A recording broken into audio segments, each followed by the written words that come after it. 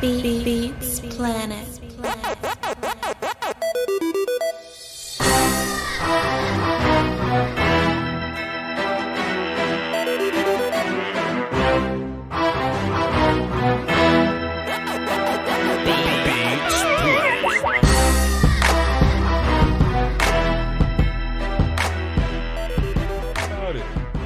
Let's talk about it. Come on up in here.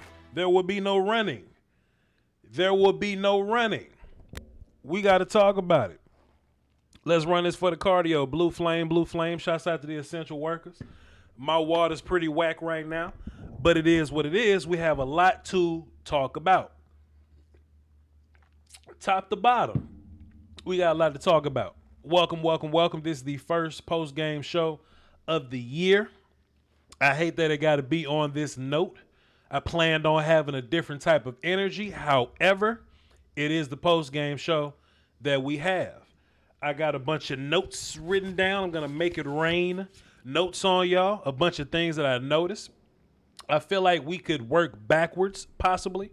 And I think that might be the best course of action is to kind of work backwards. Now, one thing I don't like to do is I don't like to chalk it up to one play.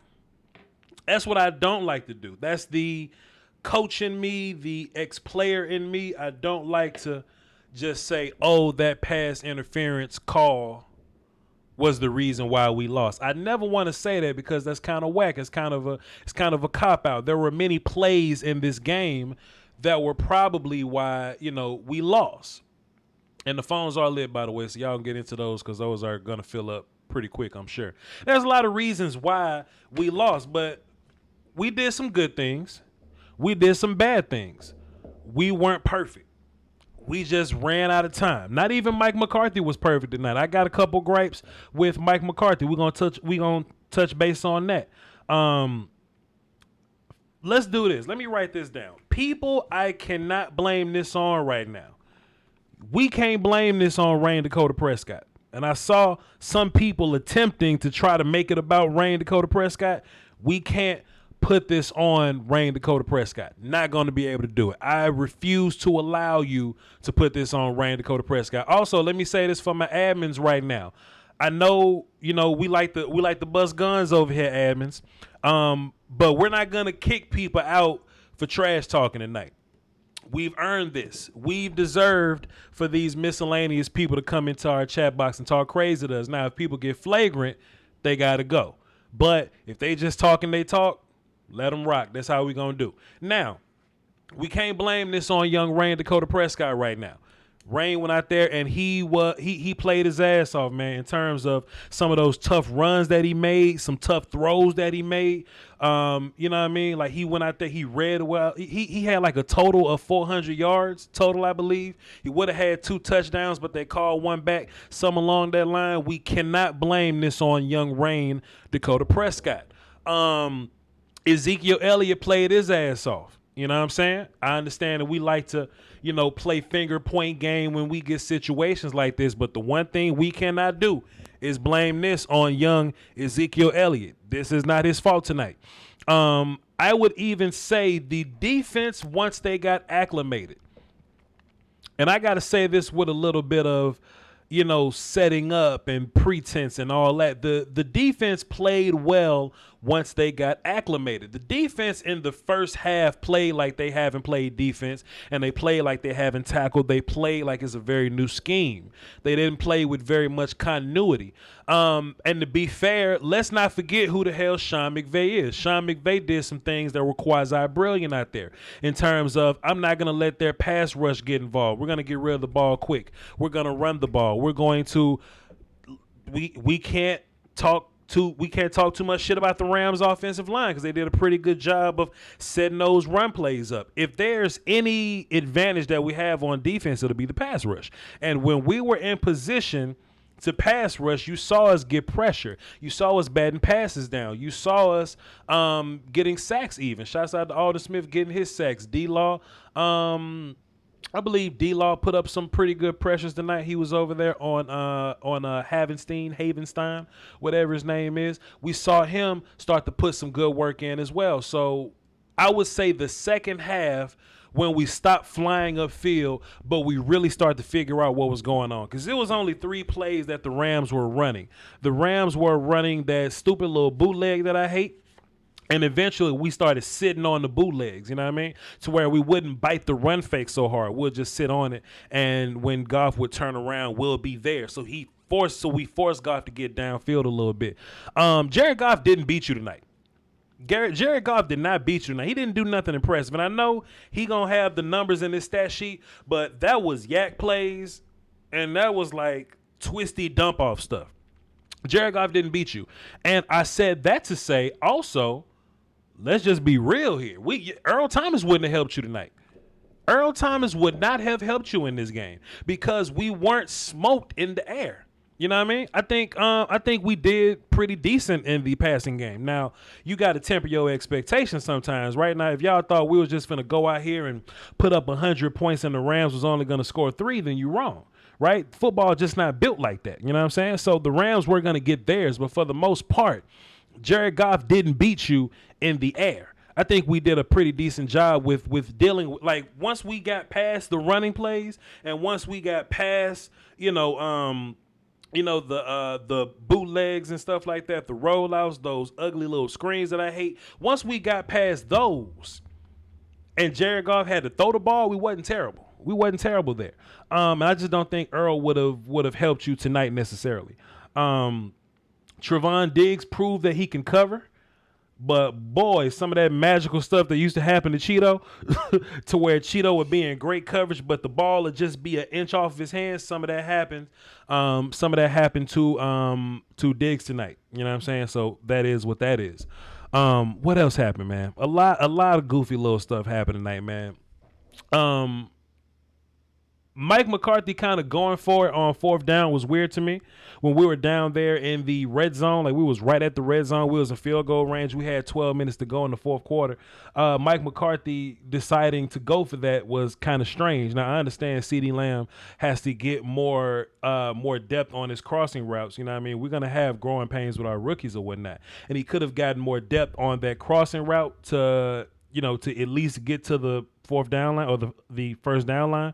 But if Mike McCarthy kicks the field goal there and we continue to play defense, right? The defense, I'll say at that point, if we continue to play defense like we've been playing and Mike McCarthy kicks that field goal and we get the 3 points and we go 20-20, that's a big play right there. That's a big play right there because if the game is 20-20, they play defense different. Right. And we clearly play offense different. Right. We had to go down there and get it. But when we tied at 20, we could play for overtime. I felt like if we had another drive to kind of get into overtime, I felt like defense was figured out for the most part. The Rams got their points in the first half of the game when we couldn't stop the reverses and the dump offs and the goofy little stuff that they was doing. That's when they got their big points. They only really hit us. Let me pull my game log up. Cowboys, Rams, 2020. They should have it pulled up for me. Like the Rams only scored 7 points in the second half. Now, granted, the Cowboys scored 3. The Cowboys damn scored 3. There's something else we got to work on. Trust me, we're gonna get there. I think the defense did a good job of adjusting and fixing, the problems that we had in the first half. Right.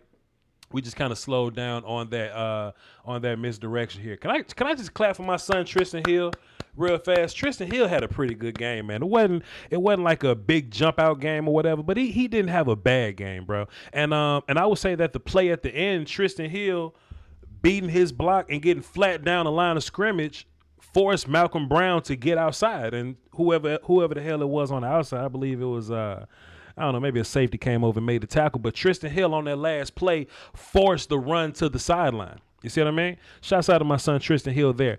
I do think as a whole, we didn't get enough movement on the D-line. I will say that. And not even movement, I just don't feel like we were stout enough. You know what I'm saying? In terms of the front seven. Now, is that something that we can work on? I mean, sure. I can't say that this is a preseason game for us because that'll be an excuse. It's a preseason game for the Rams also. You know what I mean? So let's not be let's be fair there. You know what I'm saying? But hey, man, we got stuff to work on. We got got things to fix and to clean up. It sucks, but we got things to fix and to clean up. I saw what. See, that's an I Am Legend monster. Okay, cool. I was about to respond to him. Okay, cool. That's all I'm not. There was a lot of people in Cowboy Nation that was like, Voch, should we go at Jalen Ramsey? Should we throw the ball or should we not throw the ball in him? Or, is Coop gonna be bad in this road game, or should we avoid? I think Coop did pretty fine against Jalen Ramsey. I think Coop was good to go in terms of the actual matchup. Now, and if you think about it too, Jalen Ramsey probably wins those physical battles, right?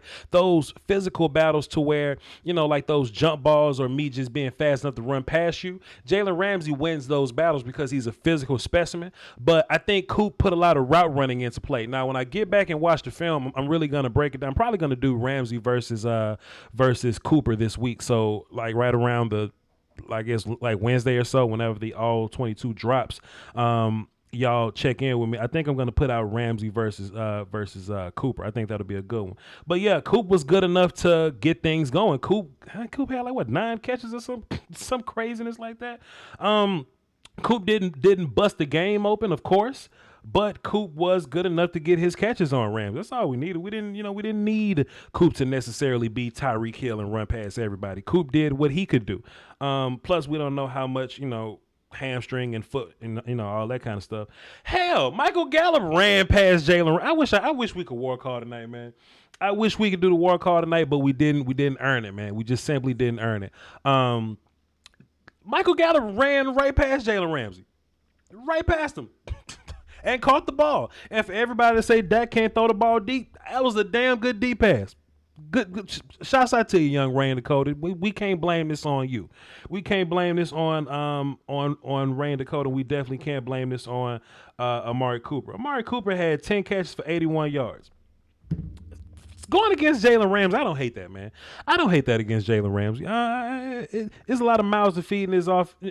Dalton Schultz got to stop dropping the football. I don't know if he's gonna be the one starting, but we're gonna have to look at some tight ends. We're gonna have to look at some guys catching. If Blake Jarwin can't go, then Dalton Schultz cannot be the one out there because he dropped like 2 catches, and you can't have them drops, fam. Let me take a sip of water. I know we got some new people tuned in here. We got more people watching than .com tonight, so that's a blessing. I'm grateful. I'm humbled and all that. We gonna do some phone calls in a second. Give me 30 seconds. We got plenty. It's some people up in here. It's some people up in here.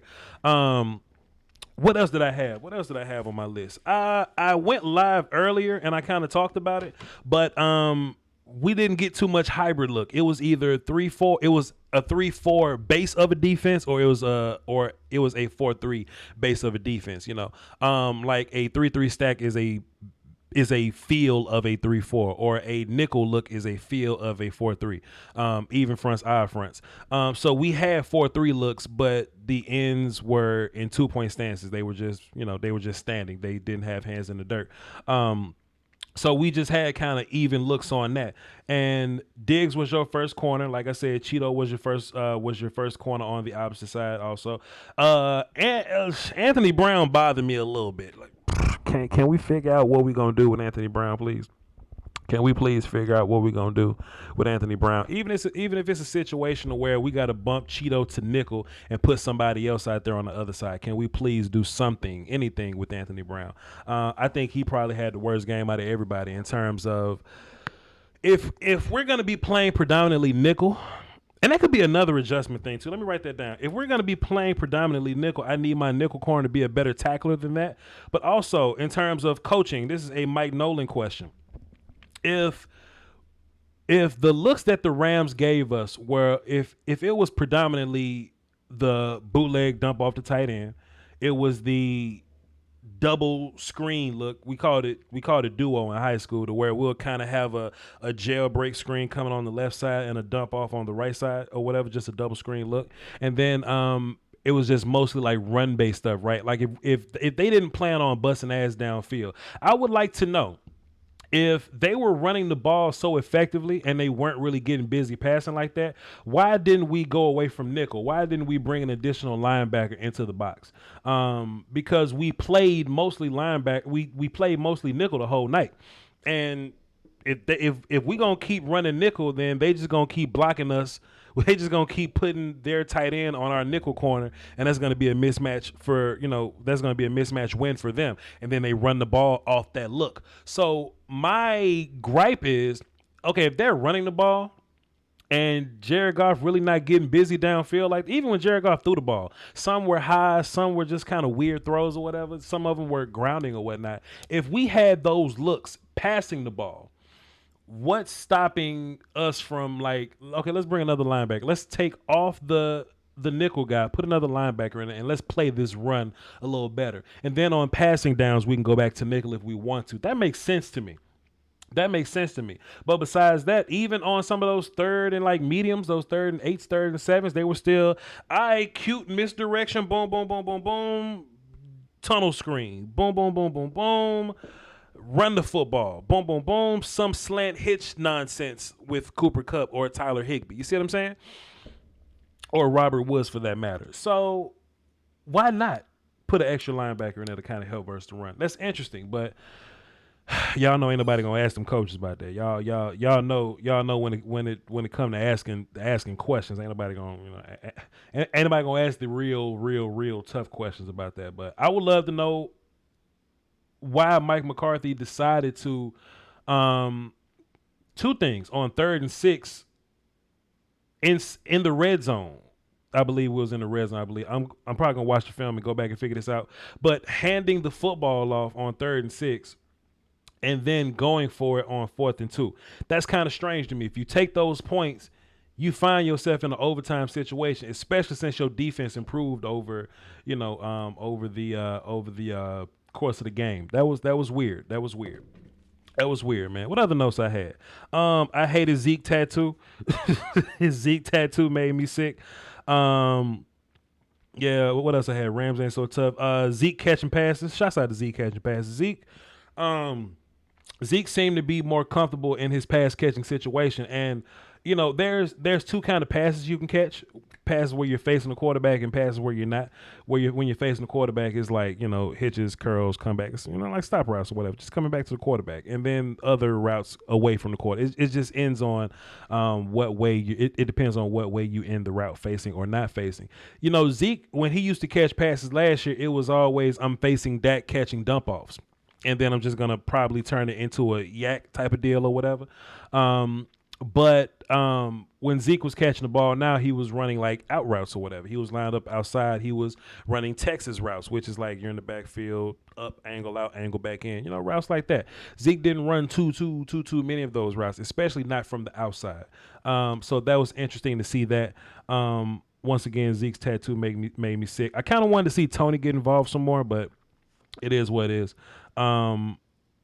I thought that the wide receivers were probably going to get a little more involved, but we ended up running the ball a whole bunch. You know what I'm saying? I got the stats pulled up, man. Pardon me. I kind of had the stats pulled up, but Dak was let's see 25 for 39.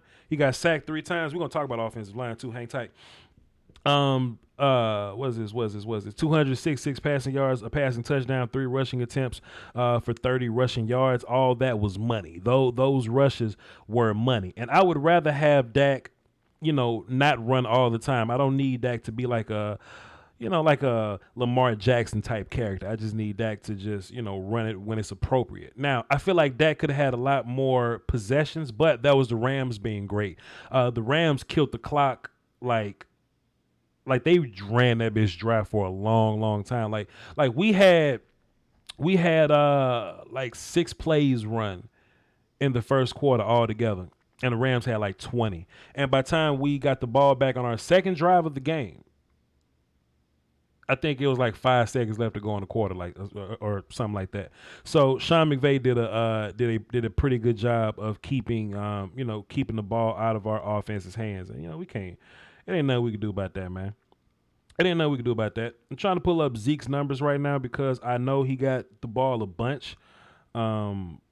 But then again, how much did he get the ball? In terms of like clock killing and all that stuff. Yeah, okay, 22 carries, cool. Zeke got 22 carries, 96 yards, and a touchdown, 3 receptions, 30 receiving yards, and a receiving touchdown. That's pretty good. Boy, we got some callers. I'm going to touch on the offensive line, and then I'm going to get into these calls. Y'all know platinum people got first. Privileged people got first, then platinum. Then we're going to get into the people I've never seen before. So, offensive line, right? I've been saying for a long time, Terrence Steele looked kind of weird to me. Listen, man, I was not a fan of Terrence Steele. If y'all watch my Senior Bowl film, I kind of made fun of Terrence Steele like losing every rep at Senior Bowl practice, and then when he got into the Senior Bowl game, Bradley and I gave up 3 sacks. So this is where I'm at. First of all, boy, we need to get Lael back immediately. The first thing is, I don't think the next few teams have the personnel to pick on us in that way. Like, at least the Rams got Aaron Donald that they can move everywhere. Like, next week, it's like Dante Fowler or whatever. And to be fair, Dante Fowler good enough to whoop Terrence Steele ass too, but it just kind of is what it is. And the Seahawks probably going to run Benson Mayo out there. So let's hope Lael back for the Browns, because if Myles Garrett got to go up against Terrence Steele, that's ball game player. But I wasn't a big fan of Terrence Steele.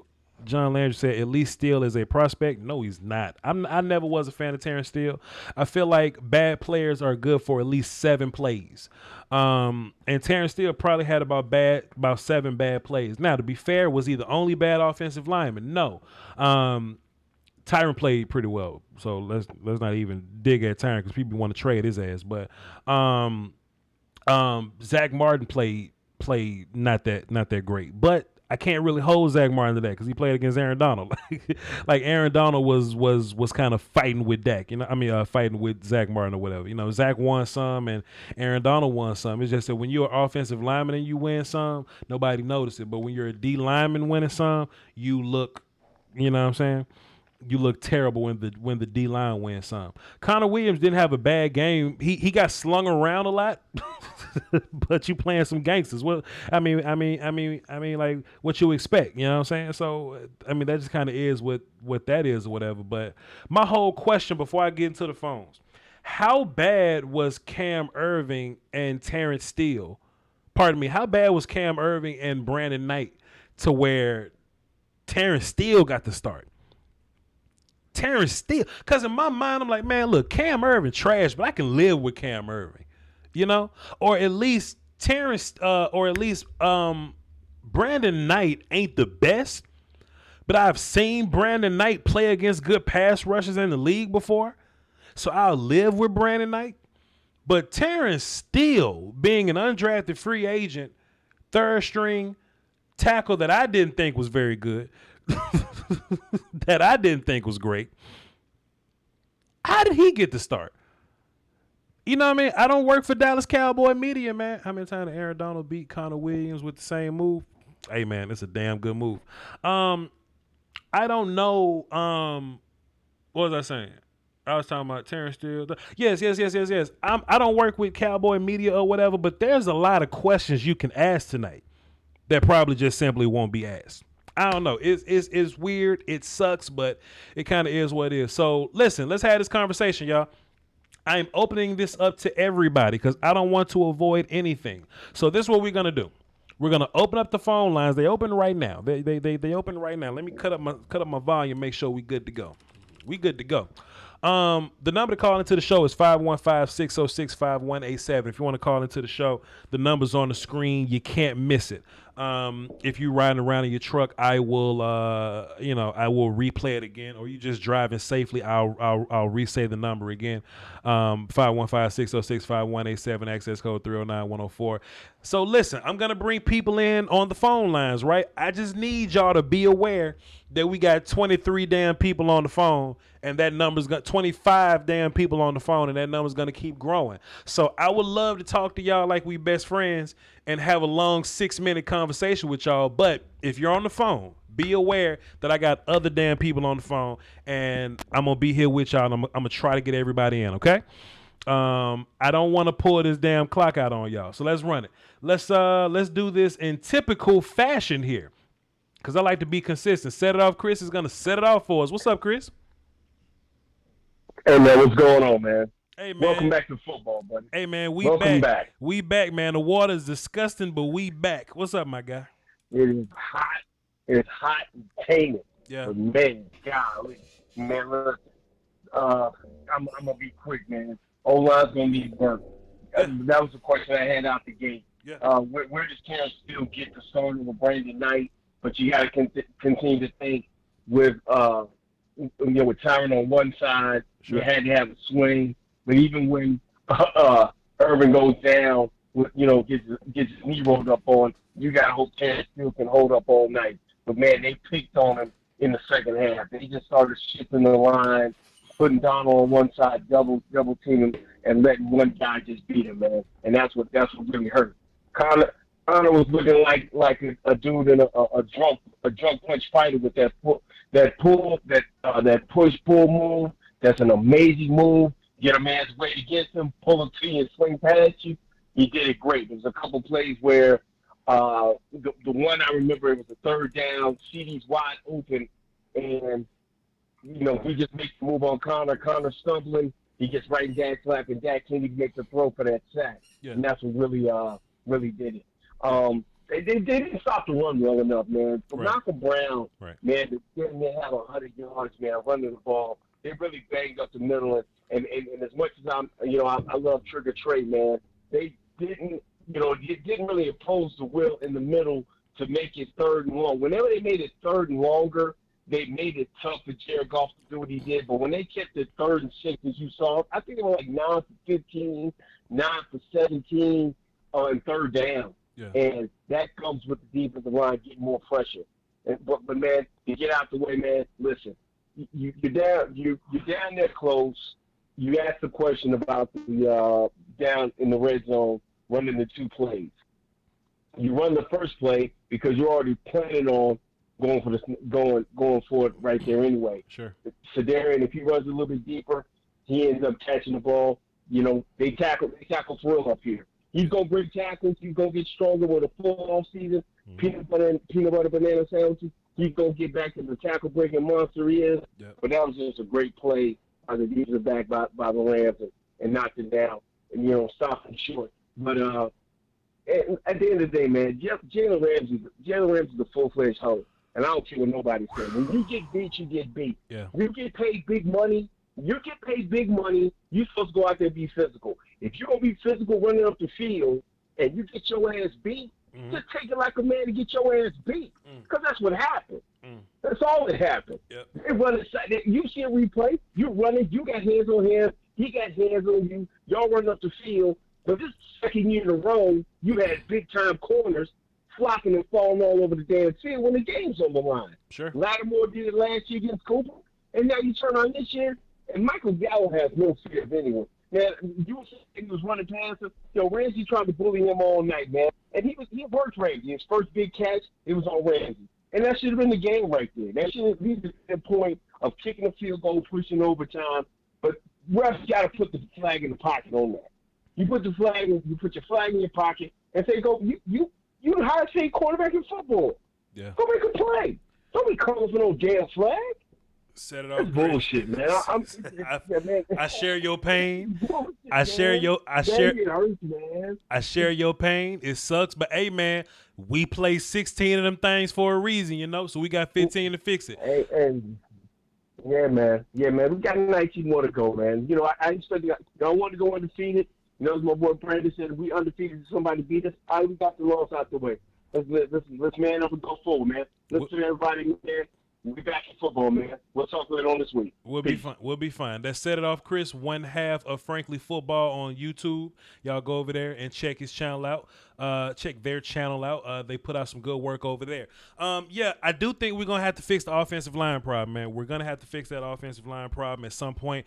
I was kind of in the whole hey, let's not make this a whole Chaz Green situation. I understand Dalton Schultz potentially being a part of the passing situation, but what I would rather do What I would rather do, and I know it's a lot of people watching right now. A lot of people ain't never probably been on my channel before, but I'm ex-coach, right? So I may give ex-coach advice sometimes. So I'm just a YouTuber now. But let's go empty. Keep Dalton Schultz in and just have 4 receivers to play with, right? Because if we're in a situation at the end of the game, I don't plan on running the ball with Zeke very much. So I'm trying to have Tony in. I could put him at Dan receiver, and my other 3 wide receivers, I could just run downfield and just keep a guy in blocking, helping Terrence Steele out, because Terrence Steele is the one thing that can kill this drive for you. And then if it's a situation where Dak scrambles, because Dak is so fantastic, man. If it's a situation where Dak scrambles for 12 yards and it ends up being 4th and 1 and you need a running back, cool, let's go trips, or let's just go like it's 11. Then Tony comes to the backfield and he can be your 1 yard running guy. You know what I'm saying? It's a lot of things you could do.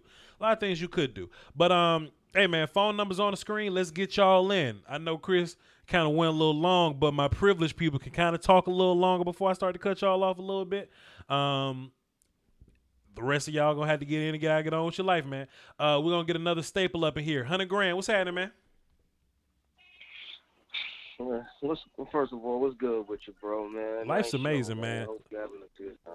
Life's amazing. I got 10 fingers and 10 toes that work, man. Don't you come up here sad on my show, 100 grand. Come on, man. Come on, man.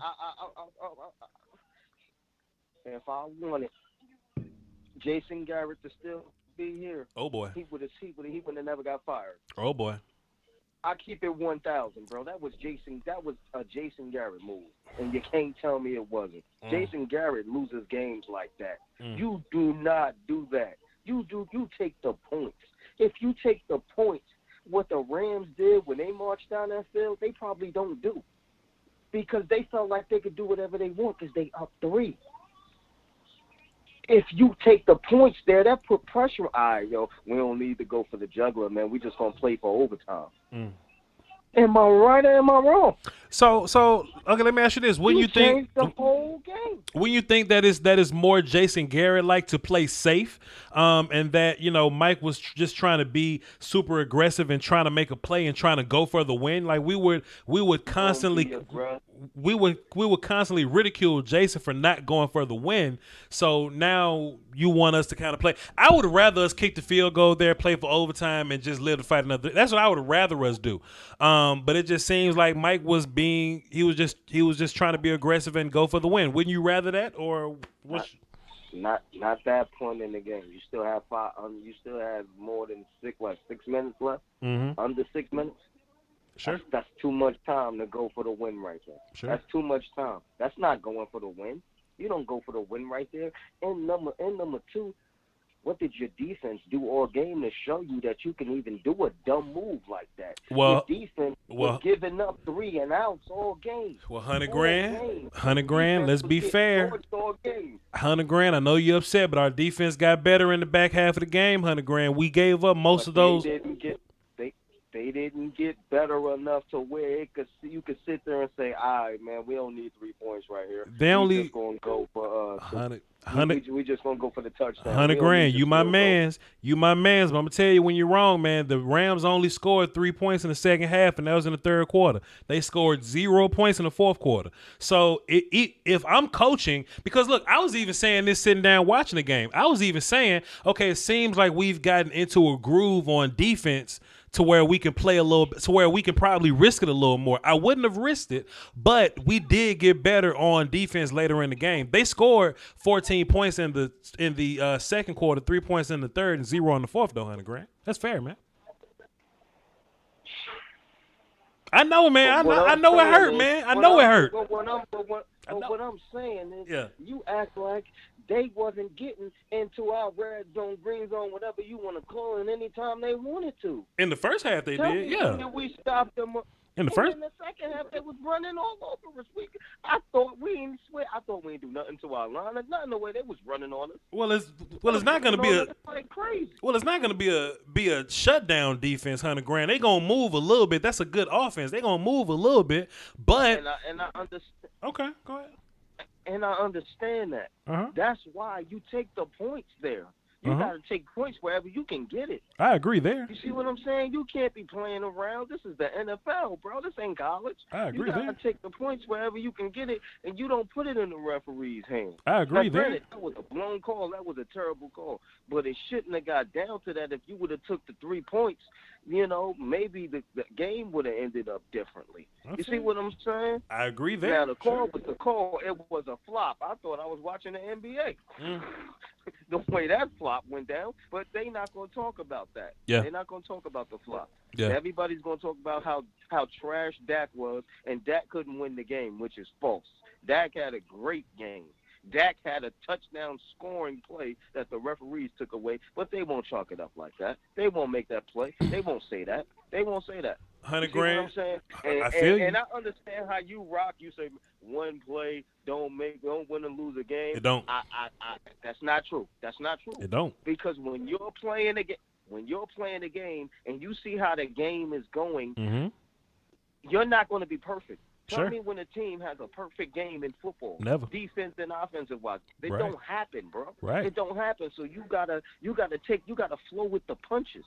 So listen. So you gotta get it where you can get it at. So man. You said you was a coach. So listen, 100 grand. This is what you're missing because you upset. I agree with you taking the points because you ain't listening to me say that. I say I agree in taking the points. I'm taking the points as well. I'm just disagreeing with you that you saying that the defense didn't get better over the course of the game. I'm saying the defense absolutely got better over the course of the game, but you upset you didn't hear me say I'm taking the points. I'm absolutely taking the points right there. I don't know why he was trying to be aggressive and not take the point, because at the end of the game it'll be 2020 and you can play different. I've been saying that since the beginning of the stream. Right.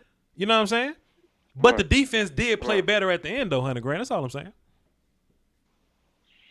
I'm not saying that they didn't. They locked it down. You did say that. You did say that. No. Here's what I'm saying. Last point.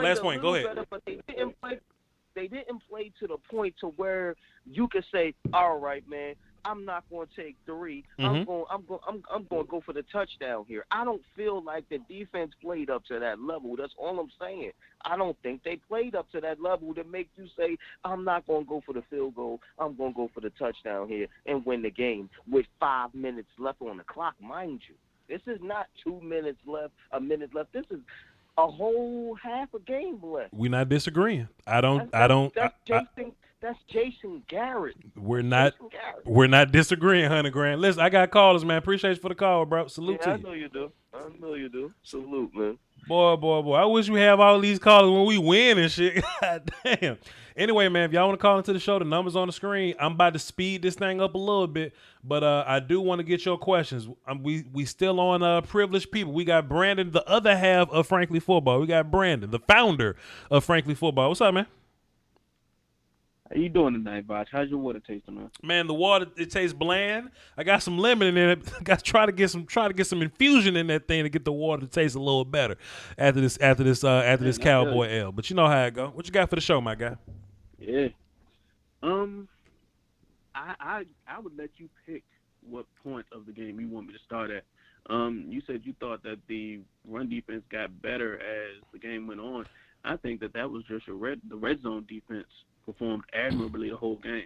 I personally think that the run defense was subpar the entire game. I think the defense as a whole got better. What I mean in particular, you know, those bootleg plays, those gadgety misdirection joints or whatever, we got better with that. In the first half of the game, we were shooting upfield and missing it. Like we were biting runs so heavy we were missing it. At the end of the game, you kind of saw us backing up a little bit, being more patient, staying at home. D-Law got his hands up, batted the pass down. Griffin got his hands up, batted the pass down. Alden got a sack. So we got better with that. We didn't fix the problem as a whole. You know, like Malcolm Brown shouldn't be getting off like that. You know what I'm saying? So don't get me mistaken. We did improve as the game went on. It's just that we went from we was getting our ass whooped to okay, we're playing kind of solid now. We didn't get to a point to where we was great. But go ahead. I think that especially well, let me kind of back up a little bit. Mm-hmm. In the second half of the game, the Rams had 5 drives. Mm-hmm. And it was like even on very obvious rundowns, the defense still struggled.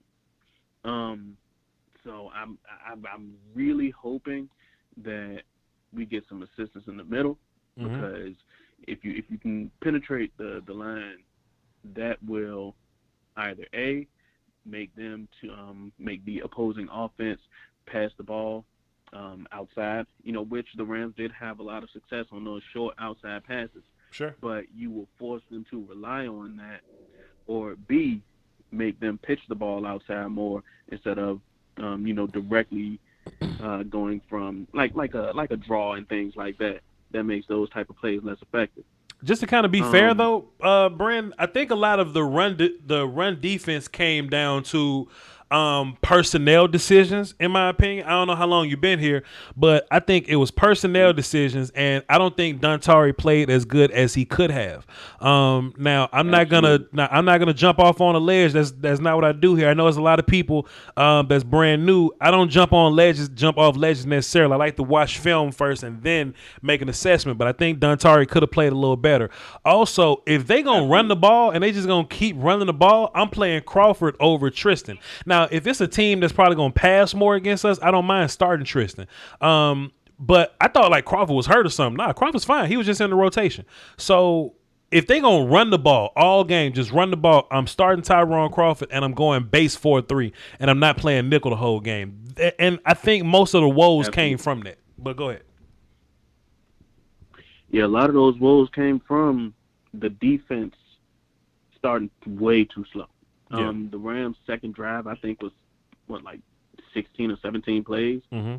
It was bad. It was long. By their third drive, they had like 24 plays. Sure. By the end of their third drive, when they kicked the field goal. Sure. And that's totally unacceptable. Sure. I understand starting slow, but starting slow was the reason that, alongside other, contributing factors, the reason that this team was 8-8 last year, and that's obviously something that they're trying to get away from. Sure. I'm gonna let you get like one more point in because I know you got 6 points, but we got a gang of callers. I got notes on every single drive, dog.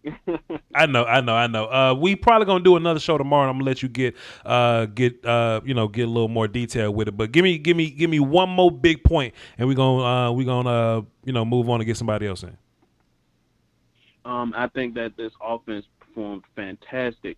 Yeah. In spite of Terrence Steele and the rest of the O-line, really. They had their hands full with Aaron Donald and Michael Brockers. But Dak Prescott performed fantastic. Mm-hmm. You should not feel any sort of way about him, sure, your big 3 receivers, or your 2 running backs. Sure. All 6 of them I can't count, did their jobs. And you just need the defense to really do their job. So I know that people are really knee-jerk type, reactions. None of those knee jerks come from your offense. In fact, you should feel confident in your offense's ability to score. If I can gripe about anything on offense, I kind of want us to finish a little more. We had some penalty problems that I kind of want cleaned up, but you can fix those. And Dalton Schultz got to catch the football. That's all I got. Brandon, we gonna get you in. We gonna get you in later on in the week, man. Keep that.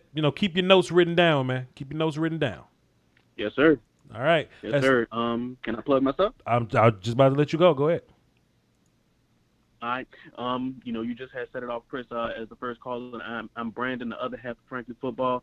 If you haven't already, check out our channel and, find out more great content like the discussion that me and Voch just had. All right, that's Frankly Football on YouTube. Go over there, check it out. Brandon is one half, set it off. Chris is the other half. Let's get into the phones. If y'all want to call into the show, the number's on the screen. Let's get my uncle up here. Uncle Charlie, what's happening, man? What's going on, Uncle Charlie? What's going on? What's going on, nephew? Look here, I love you, bro, and I miss you, man. And every time I don't talk to you, man, the sun just don't sit right in the air, man. But I'm so glad and thankful and thank God that I got you tonight. But let me tell you something. Yes, tell you something, nephew. Yes, sir. Listen, Cowboys Nation, we're gonna be all right. Mm-hmm.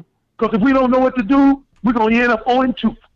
Let me tell you something. I know what we saw tonight was crazy. We had a lot of mishaps, and I know what we saw, but it ain't no crazy than my uncle saving his toenails in a shoebox. Now, they say Noah built an ark, and they might as well say that about my uncle, too. Right. But I'm going to tell you right now, let's get this thing together, man. We have a lot of mistakes. Mm-hmm. Me, personally, I would have took the field goal, but I understand where you're coming from also, nephew. Right. Mm-hmm. Hey, he was trying to change the culture in Dallas. Look, let's just go for it. Let's just take it to him. And I get that. You learn from your mistakes. Now, flowers grow up and wither away, but its new ones grow up and take its place. That's game, Cowboy Nation. That's game. Now, we got work to do, y'all. Yeah. We got work to do, y'all. If we're gonna be 0-2 if we don't get this thing going. Right. So we clean up those penalties. Dalton Schultz, let me tell you something. Start catching the ball because you just caught that check last week. Now, if you can catch that check on Thursday, you can catch the damn ball. Right. And I just want to let you know, I know you got a lot of folks, nephew. I love you, bro. I love you, Cowboy Nation. I'm going to say it again, Cowboy Nation. I love all my brothers and sisters. And I love you too, Voch. And that's all I got to say, bro. Appreciate it, Unc. You the best. Call back in next week, man. Yes, sir. Yes, sir. Unc the best, man. Unc the best. I just wanna say this again though. I'm not gonna fuss at Unc because he my elders. I just want to make this clear though. I'm taking the points. Listen, if I'm calling the game and I'm down I'm down the red zone like that and it's 3rd and 6, I'm not running the football because I don't think that's 4th down territory. With like 12 minutes left on the clock or whatever, I'm definitely not going for it there. I'm taking the points though.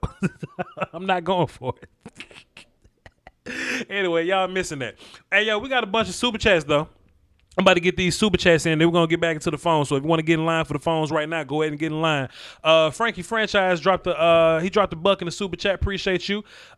Mi hermano de lunatic. What's happening, man? Que paso? He dropped the deuce up in there. He says, F the haters. We going 15. He going 11-5. Go Cowboys. Look, we going 15-1. Lunatic. You know how it go. Frankie Franchise came back and dropped a dub in the super chat and says Ramsey is the Harden of the NFL. I agree. Appreciate you, sir. David Rybikov, as Russian, I think, or Polish, one or the other. I don't know. You let me know. Can't stop the runs. Rams control the time possession. Facts. That is real facts. Marquise Moore dropped 5 in the super chat. He says some dumb defensive pre-snap penalties and no schemed explosive plays on offense. Same team, new year. Not true. I think the Rams defense, they tried to keep us from having deep plays downfield. They stayed in the same coverage for the most part. They gave us more work down bottom so that we can't go too deep. But when they made the adjustment, because at the end they tried to put pressure on Terrence Steele or whatever, when they came down and tried to blitz more and they opened it up top, that's when we took our shot downfield. I think the more we get looks, the more shots that we take. We just didn't get a bunch of looks. But I appreciate the super chat, sir. You dropped 5 in there. Keith Floyd, appreciate you, sir. Dropped a dime in there. Exactly. Coaching was grade D. Hill got pushed around all game, him and Poe. Hill did kind of get moved around a little bit. I don't think it was pushed around necessarily, but we didn't get the control we was looking for. I think the key is having control. The Rams like a lot of sideways movement or whatever, and that just wasn't good for us. You know, sometimes it was going back, but a lot of times it was that sideways movement that didn't work out very much for us. Duntari did kind of let me down on that. Hopefully, we get a little better next week. Mark Munoz dropped the dub in the super chat. Appreciate you, sir. 4th and 3, and our draft pick can't get it done. Shaking my head. Voch bust? ? Chill. But I appreciate you for your super chat contribution. Damn, you said. What a crowd, man. Paul Mills dropped 5 in the super chat. DBs need to play up a little closer. Got to disrupt their timing. Possibly, but with all that misdirection, I don't know. Let me watch the film and I'll come back to it. For those of you that's watching that's new right now, that haven't watched my show before or don't really know what this channel about, you just kind of tuned in on the fly. I do break down film for the most part. That's my original job, breaking down game film. And I will be breaking down the film all week, but we do go live over here sometimes. Paul Mills came back, dropped another 5 in the super chat because he a gangster. Oh, no, never mind. That's his first super chat. All right, my bad. And then he dropped 5 in the super chat like she ain't getting this 5 right back. Y'all in here trolling. Please understand, we don't run from smoke around here. We play 16 games for a reason. Thank you so much, ma'am. Ain't nobody worry about this. Brandon Lindsay dropped 5 in the super chat because it goes directly to the channel. Appreciate you. I'm still here. Moved to Los Angeles, and I still tell them about you. Appreciate you, Brandon Lindsay. And the last one before we get back to the phones, Brandon Griffin dropped 5. He says, Aaron Donald picked Joe Looney and threw him like a dodgeball to take out Zach Martin. I'm sick. I watched the film, man, and if that's the case, I will absolutely say so. But y'all know this ain't the first time somebody picked Joe Looney up and dropped him on top of somebody. I don't know. We'll see. Tyler Biadasz got one play in, and it's interesting that this just another little note that I got before I go back into the calls. It's interesting that when Connor Williams came out because his shoe came off, somebody picked him up out of his shoes. When he came out, and Tyler Biadasz came in, Biadasz went to center and Looney moved over to left guard. So I guess that means that this regime is more comfortable moving multiple players. Because, last time Jason didn't like that. Jason would have just put somebody at guard. But that let me know a couple things. It lets me know that they trust McGovern at center more than they trust, they trust Biadasz at center more than they trust McGovern at left guard. And that they are comfortable moving guys around. So I'm willing to see if this Connor Williams at tackle thing comes to be a thing. I don't know. We'll see. King J dropped 5 in the super chat. Is it me or does Dallas always seem to lose the penalty battle over the other teams? We always get the damn penalty killing drives. It's ridiculous. I agree. I think both sides kind of had some bad calls, but it is what it is. And DJ 2186 dropped 5 in the super chat, says, I need Leal to hurry his ass up and get in shape because Terrence Steele's situation is not working. I agree. Let's get back to the call. Let me turn my volume down. Jess, what's up? Hey guys. What's up? What's up, lady? I was at church. Hey. I was at church. I didn't get a chance to see the game. I saw the ending. I saw how Dak was trying to get that win, though, but he couldn't do it by himself, as he always do. Right. I'm so sick and tired of y'all fake fans, man. You ain't no real fan, and you ain't no football watcher fan either. Because if you can't see that Dak was doing a good job, it's something wrong with you. And Dak is not the whole team. Right. Dak put balls in receivers' hands, and they dropped it. Cooper getting paid money, and he can't hold on to the ball. Right. What's his problem? What's his problem? Right. So tell me how you gonna say it was Dak's fault when Dak put it in their hand and they dropped it. Right. If y'all don't sit y'all behinds down somewhere, and the scheme, Lord have mercy, for what I saw. Like old boy said about the penalty, it's ridiculous. Yeah. How was that pass interference? You're a lie. Right. You wanted them to win, so y'all could try to talk down on the Cowboys. But let me tell you something, that was just one game. Let them know. You got 15 more. And believe you me, it's going to get better and better and better. Ain't nobody got time for the negative. Yeah. Oh, it hurt that we lost, but guess what? Okay, you got to take loss with the win. There you go. You can't, you know what I'm saying? Yeah. I understand it. If we got play, yeah, we did. I was wondering why wasn't CD Lamb out there? Why wasn't all our weapons out there? I wasn't understanding the scheme. Why we weren't scheming the little clips we saw. Right. Because I know Dak worked his tail off. This man he ain't got that football field in the back of his house for nothing. Right. That man got that field so he can practice because he determined to be who he is. Right. Dak is not a loser. He's a winner. Right. And he fights to win. But he can't do it by himself. Yeah. It takes the whole team. One team, one sound, working together as one. It ain't no big eyes and then no little you. Right. It takes every alphabet to make words. It ain't just one. You can have a bunch of A words, so what they going to do? Right. How's that going to help a person learn? You got to have A through Z. Z, yeah. And you make up different words to help you learn different words. Because me as a medical assistant. Right. Because if you had all A's, it'll just be ah. You know what I'm saying? You can't get words with all. Right. It'll just be ah or boo. So all I'm saying is, look. Yeah, we wanted them to win. Yes, we wanted them to beat them Rams. Right. But if you can't beat a team, if you fighting against a team and the officials, what the NFL need to do is stop hiring any and everybody for to be official. Because I'm tired of seeing officials sitting there and call fake lying plays to help another team win. Because you a Ram fan, you want to cheat the Cowboys? I don't think so. But believe you me, whoever they play next, they going to lose against them because cheaters never win and winners never quit. That's fair, Jess. So all I got to say on that note, y'all have a blessed night. Yeah. Stop the negativity. I'm sick and tired of it, man. Right. Y'all been saying this all year. And what did Romo win? Tell me that. Oh, what Lord. ring did this man win for us? Ooh. This man stayed hurt. It took that to get us back where we was. Because when Romo went down, we didn't have nobody until we got that. Ooh. So you need to shut up and give that man some respect and put some respect on my man's name. Because I'm sick of you fake fans. Go get you another team and get up off that. Okay. Jessica, hey, fantastic. Fantastic. Hey, Jess, I got callers though, but listen, you just keep this same energy and keep them straight. You understand? You go out there and keep them straight for me. I appreciate you. I will. All right.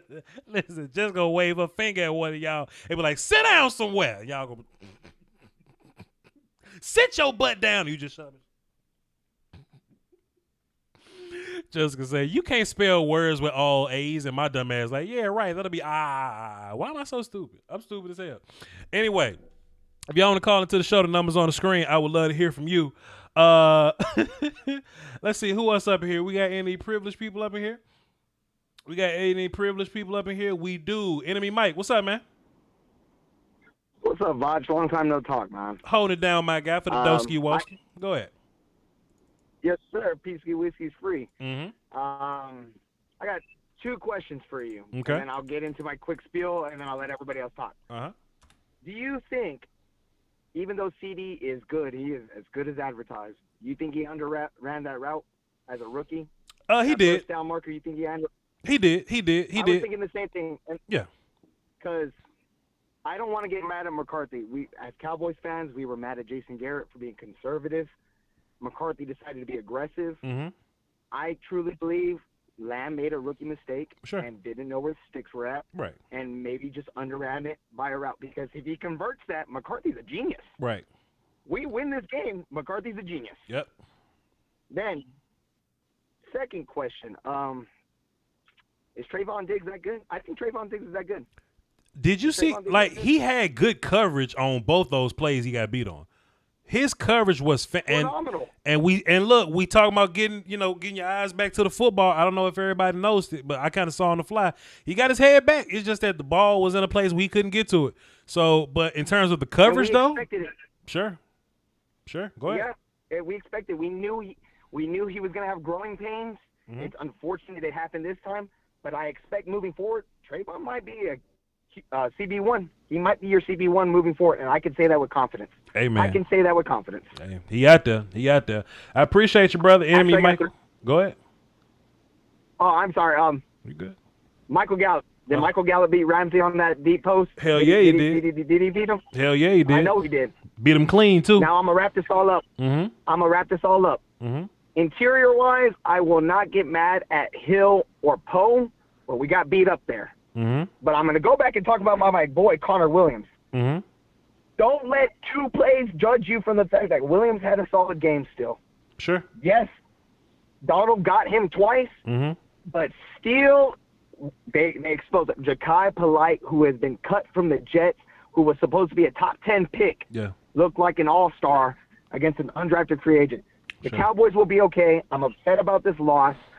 Growing pains first game, but the Falcons are not a quick – McVay outsmarted us. The Falcons will not. They are a deep ball play. Our edge rushers will come alive when we play the Falcons. Right. Simple as that. Appreciate you. There's no way they will beat us the way McVay beat us. Then to be fair, too, one more thing before I let you go. To be fair, if Aaron Donald only beat Connor Williams twice, that's a win. that's a good game for Connor Williams. That's a good game for Connor Williams. Yeah. That's a 99 overall Madden player, and he only won twice. Yeah. I feel you. Great call, man. Appreciate you. All right, Voch. Yeah. Salute. Mm-hmm. That's fair. Like Connor Williams got, and I think like Brockers got him like one time, but like if Aaron Donald only beat you twice, that ain't terrible. That ain't bad. That ain't bad. Boy, we got some platinum. We got some privilege on here. Let's go. Notepad Fairly. What's up, man? Boy, you know I got that notepad ready. Hey man, but listen, I got listen, I got 40 callers though. So give me I understand that. I'm finna run through it. And I'm gonna let you talk about it. Give me the best you got. Go ahead. Gonna start off with this their last play caller. Now, our offense did just like it did last year. Dak doing this thing despite this damn stale-ass play calling. You know what I'm saying? Like, the play calling is not creative at all, man. No bootlegging. Excuse my language. No bootlegging. The only one bootleg we did got blew up. You know what I mean? Like, hold on. Let me get back to this list again. I'm going to run through it for you. Let's see. No deep shots. You know what I mean? You got to take your shots. You know what I mean? I know they were playing it, but you got to take your shots. We didn't get the ball out quick. We know our line, toe up. You know what I mean? Yeah. We should have been getting the ball out like the Rams were doing against us. You know what I mean? Shit, that would have negated Aaron Donald. All right, and then that not kicking the damn field goal. I understand you want to be, whatever. Well, we shouldn't even got in that position anyway. That damn 3rd and 6, man, that was not a running down. I understand the box was favorable, but with the weapons we got, man, you got to get more creative, man. You know what I mean? Come on. Let Dak roll out. Man, Dak is better throwing on a run anyway. Let him roll out and move. Look back there looking like Tom Brady. You know what I mean? Come on. Let's see what else I got here. Like I said, I would have kicked that field goal. Definitely would have kicked that field goal. Cause, like you said, it wasn't no damn, going to win the game with that, with all that time left. Right. Brown. Boy, Brown's back there looking like Zeke, man. He squirting through them damn holes. Like, you know what I mean? Like, yeah. We were letting him look like Zeke. You know what I mean? Yeah. And I want to say, I disagree with your boy $100,000 about that D. About the D wasn't holding up. To me, it was the offense that would have made me feel like we shouldn't have went forward on that that 4th down. Yeah. Like we weren't really moving the ball like that. Like it wasn't. You know what I mean? I wasn't confident in it. You know what I mean? Yeah. Like the play calling just wasn't creative enough for me. For me, like I said, I would have went on and took that. Let's see, my last and not least. Let's see, Poe. Man, Poe, yeah, he a big sack of dirt, whatever Mark Holmes called him. But boy, the way that offensive line was moving for them, it was not working out. You know what I'm saying? Poe is not good moving. Right. He's good standing you up. You know what I'm saying? Just standing there. You know what I mean? But man, that's all I got for you right now. I know you got a bunch of callers. I'll let you elaborate on it more when you get time. Appreciate it, man. Listening in, man. Thanks for the call. Appreciate it. I'm actually gonna touch on a handful of your points there, man. Yeah, man. I feel like I would like for us to have gotten a little more vertical, sure, but you can't throw deep into cover 2 like that. Like that's exactly what cover 2 is built for. So yeah, that's my issue there. Yeah, man. Dontari probably could have played a little better, but we'll just hope that gets a little better with time, man. We'll see. I saw a comment in the chat box, man. Majub, what's up, my guy Majub? He was like, Greg the leg. I'm like, hey, man, listen, Greg missed one, and all the other ones was close. Or did he miss 2? Did he miss 2? I know he missed 1 for sure, and them other ones was real towards the edge, man. I was like, hey, man, I'll go find Corbath and the Forbath and go get him. I will find Kyle Forbath and go get him, man. I don't know, Greg. I don't know if you was trying to keep your guys in the game or not, but if Greg makes that field goal and we kick the field goal when we were supposed to kick the field goal and not go for it, and they don't hold us at the end with the Michael Gallup thing, that's a 3. That's 9-point minimum. So, hey, man, we just gotta do what we gotta do, man. We just got to do what we got to do, man. They actually have a play of how Aaron Donald picked up Joe Looney and dropped. I'm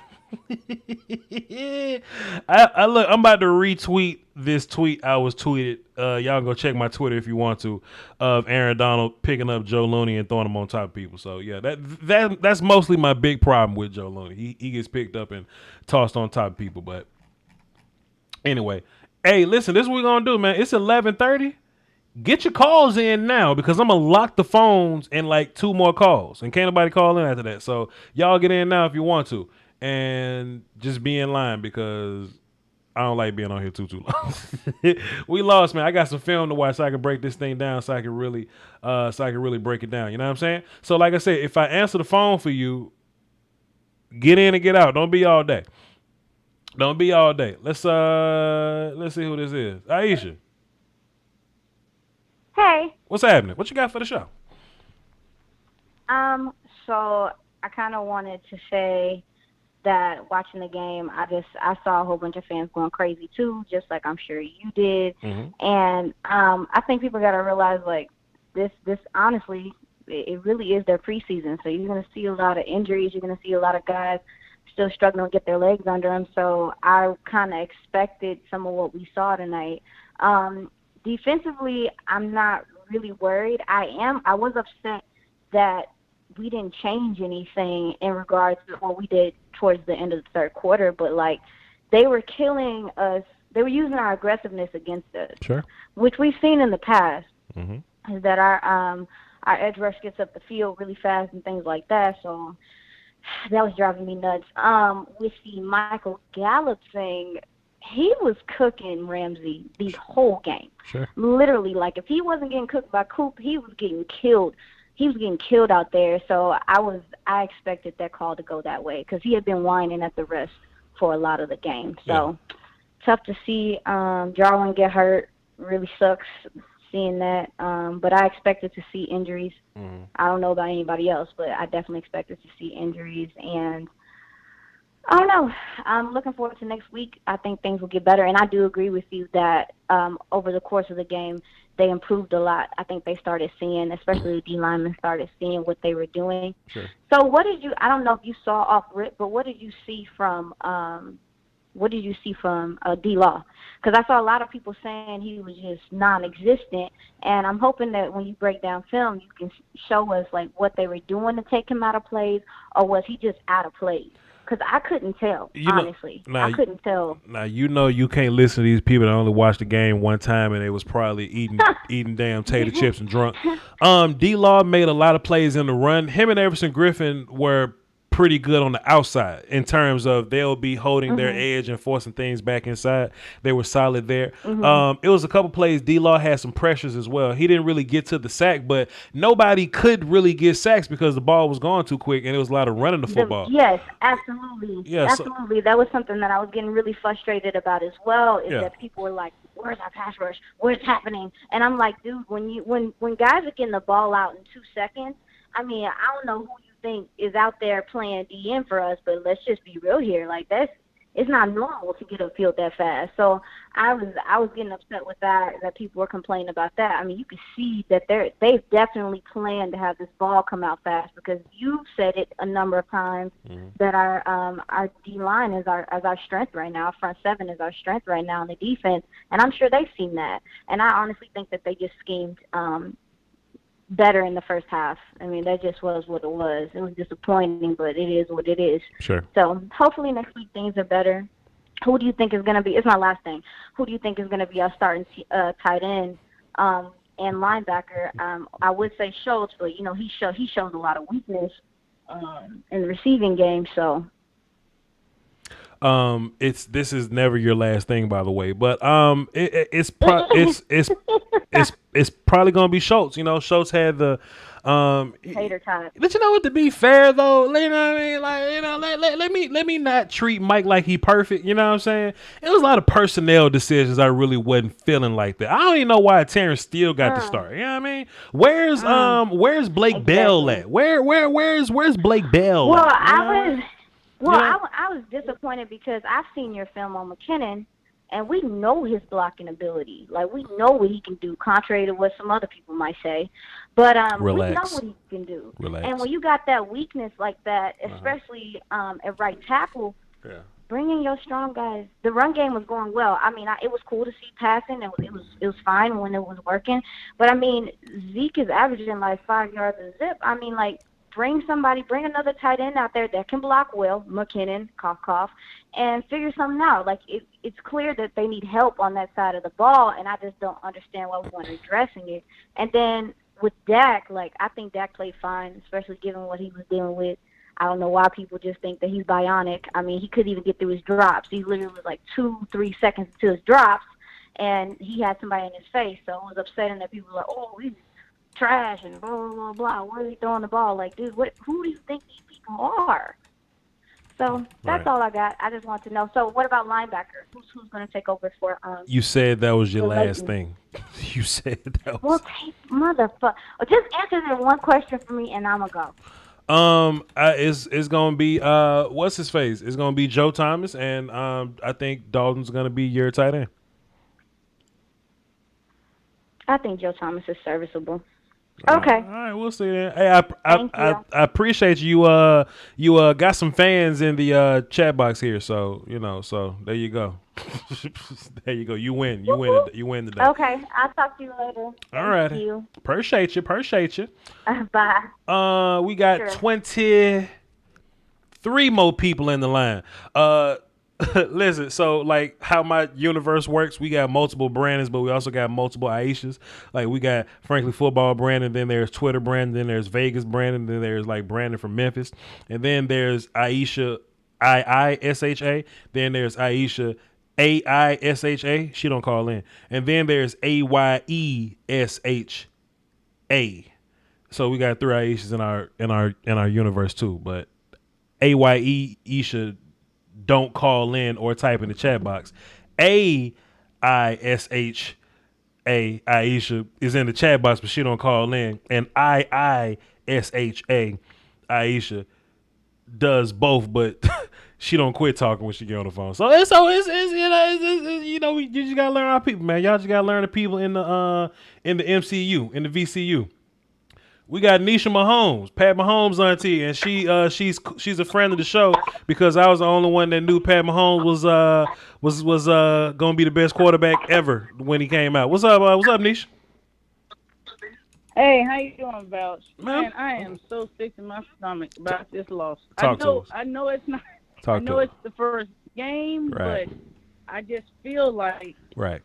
I just really feel like part of the reason why.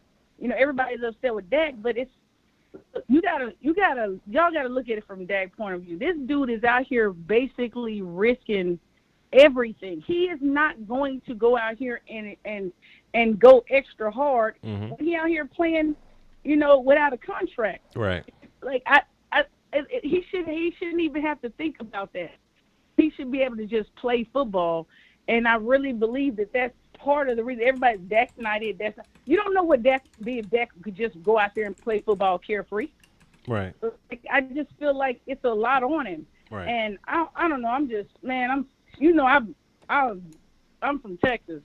This just hurt me. Right. I mean, to watch that game go down that way, even though I know that this is the first game, and I'm not tripping on that level. I know the Cowboys they're gonna have a great season. Right. But I just had to call in because I keep hearing everybody talking about Dak. This dude is under all kinds of pressure, and he tiptoeing.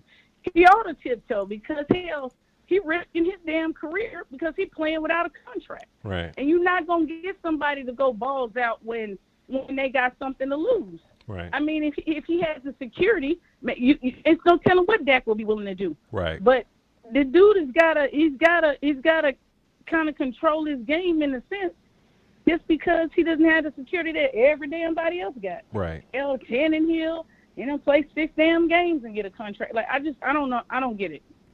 But I'm not gonna, I'm tore up, so I'm just gonna get off because I already been drinking and I'm kind of pissed off. So I'm gonna let y'all go. I am just blown by this loss. It just. Listen, hang in there. Listen, we got 15 more to go. You hang in there now and call you an Uber or get you a designated driver. Every time. Yeah. If I ain't cheering for the Chiefs, I'm cheering for my Cowboys. Vince Burke probably came home in a Cowboy onesie. I'm telling you, I just, you know how I love them boys. So it just hurt me. I feel you. To see them out here just struggling, I mean, and then damn getting slammed. I mean, oh Lord, I'll hit you I'll hit you offline. But, yeah. But have a good one. Y'all have a good one. Appreciate it. Ugh. I know. I know. Absolutely. Listen, everybody that's tuned in right now, y'all can't be listening to these miscellaneous Cowboy fans, man. Like think about this, man. I would say for the most people that tune into my show, they like nuance or they appreciate nuance or whatever, right? So they may, and some people will, but at least you need a little more context before you just jump out and say something, right? I don't always jump out and say things because I only watch the game one time. I'm not going to make big, bold proclamations, and I only watch the game one time. And I'm scrolling through Twitter, and I may have barely missed something, or I'm trying to take a sip of water, and I can't see the screen because my water bottle in the way. You know what I mean? You can't make a bold proclamation like that. So people that say Dak Prescott didn't do anything tonight, they were probably on Twitter or drunk or eating tater chips or watching like versus Pat LaBelle and Gladys Knight or something. Like, you can't be listening to these people. You can't listen to everybody just because they have a platform, or a account or a profile pic. You know what I'm saying? Come on now. Let's see. Let's get back into the phones. The numbers on the screen. I think I have 2 more calls. I'm gonna lock this thing up. And then we gonna boogie. Let's do this. Let's go. Big E. What's happening, Big E? What's going on with you, Voch? How you doing? Yeah, I'm cooling, my guy. I'm blessed and all that good stuff. Whoa, first of all, turn your house down. Turn your house down. Oh, tell me, is this better, brother? Hello. All right, there you go. We good. We good. You got it. Right. Go ahead, my guy. What you got for the show? All right, man. So I just want to touch a couple quick things. You know me. I usually got a list like a notepad, but I'm gonna change it up. I'm gonna talk about one thing. I'm gonna switch your mind up a little bit about this call towards the end of the game. Sure. One, rest of Cowboy Nation, y'all need to pick yourselves up. Go ahead and cut that water, with that bland water with a little bit of whiskey. You'll be just fine, all right? Mm-hmm. But I got to disagree with Hunter Graham. This is at no point, in no way, a Jason Garrett type of game. I'm going to tell you this. Jason Garrett probably would have won this game. You want to know why? Because Jason Garrett would have played conservative. Jason Garrett would have kicked that ball. We'd have been tied, or so on and so forth. But I'm gonna change your mind because of this. You said you told Hunter Graham this simple. The Rams scored 3 points in the second half, right? Right. We have been making stops. The defense had been making stops. Matter of fact, we got the first takeaway that we had in a long time. Remember last season we wasn't getting none of that. Right. However, so we relying on that defense. They making stops. Maybe they're getting a field goal, but whatever. The worst expectation is we going to get a stop or they're going to get a field goal out of this deal. At that point, they're going to end up with 6 points ahead of us when it's 17-23, right? What we had happen, Mike McCarthy came through and set the tone for the season. Right. Mike McCarthy came through and said, look, I don't care if Jason Garrett win 13 games but don't make the playoffs. I'm going to tell you right now, we here to win. We here to win this game. And what's going on is Mike McCarthy says, well, if worst come to worst, we miss this.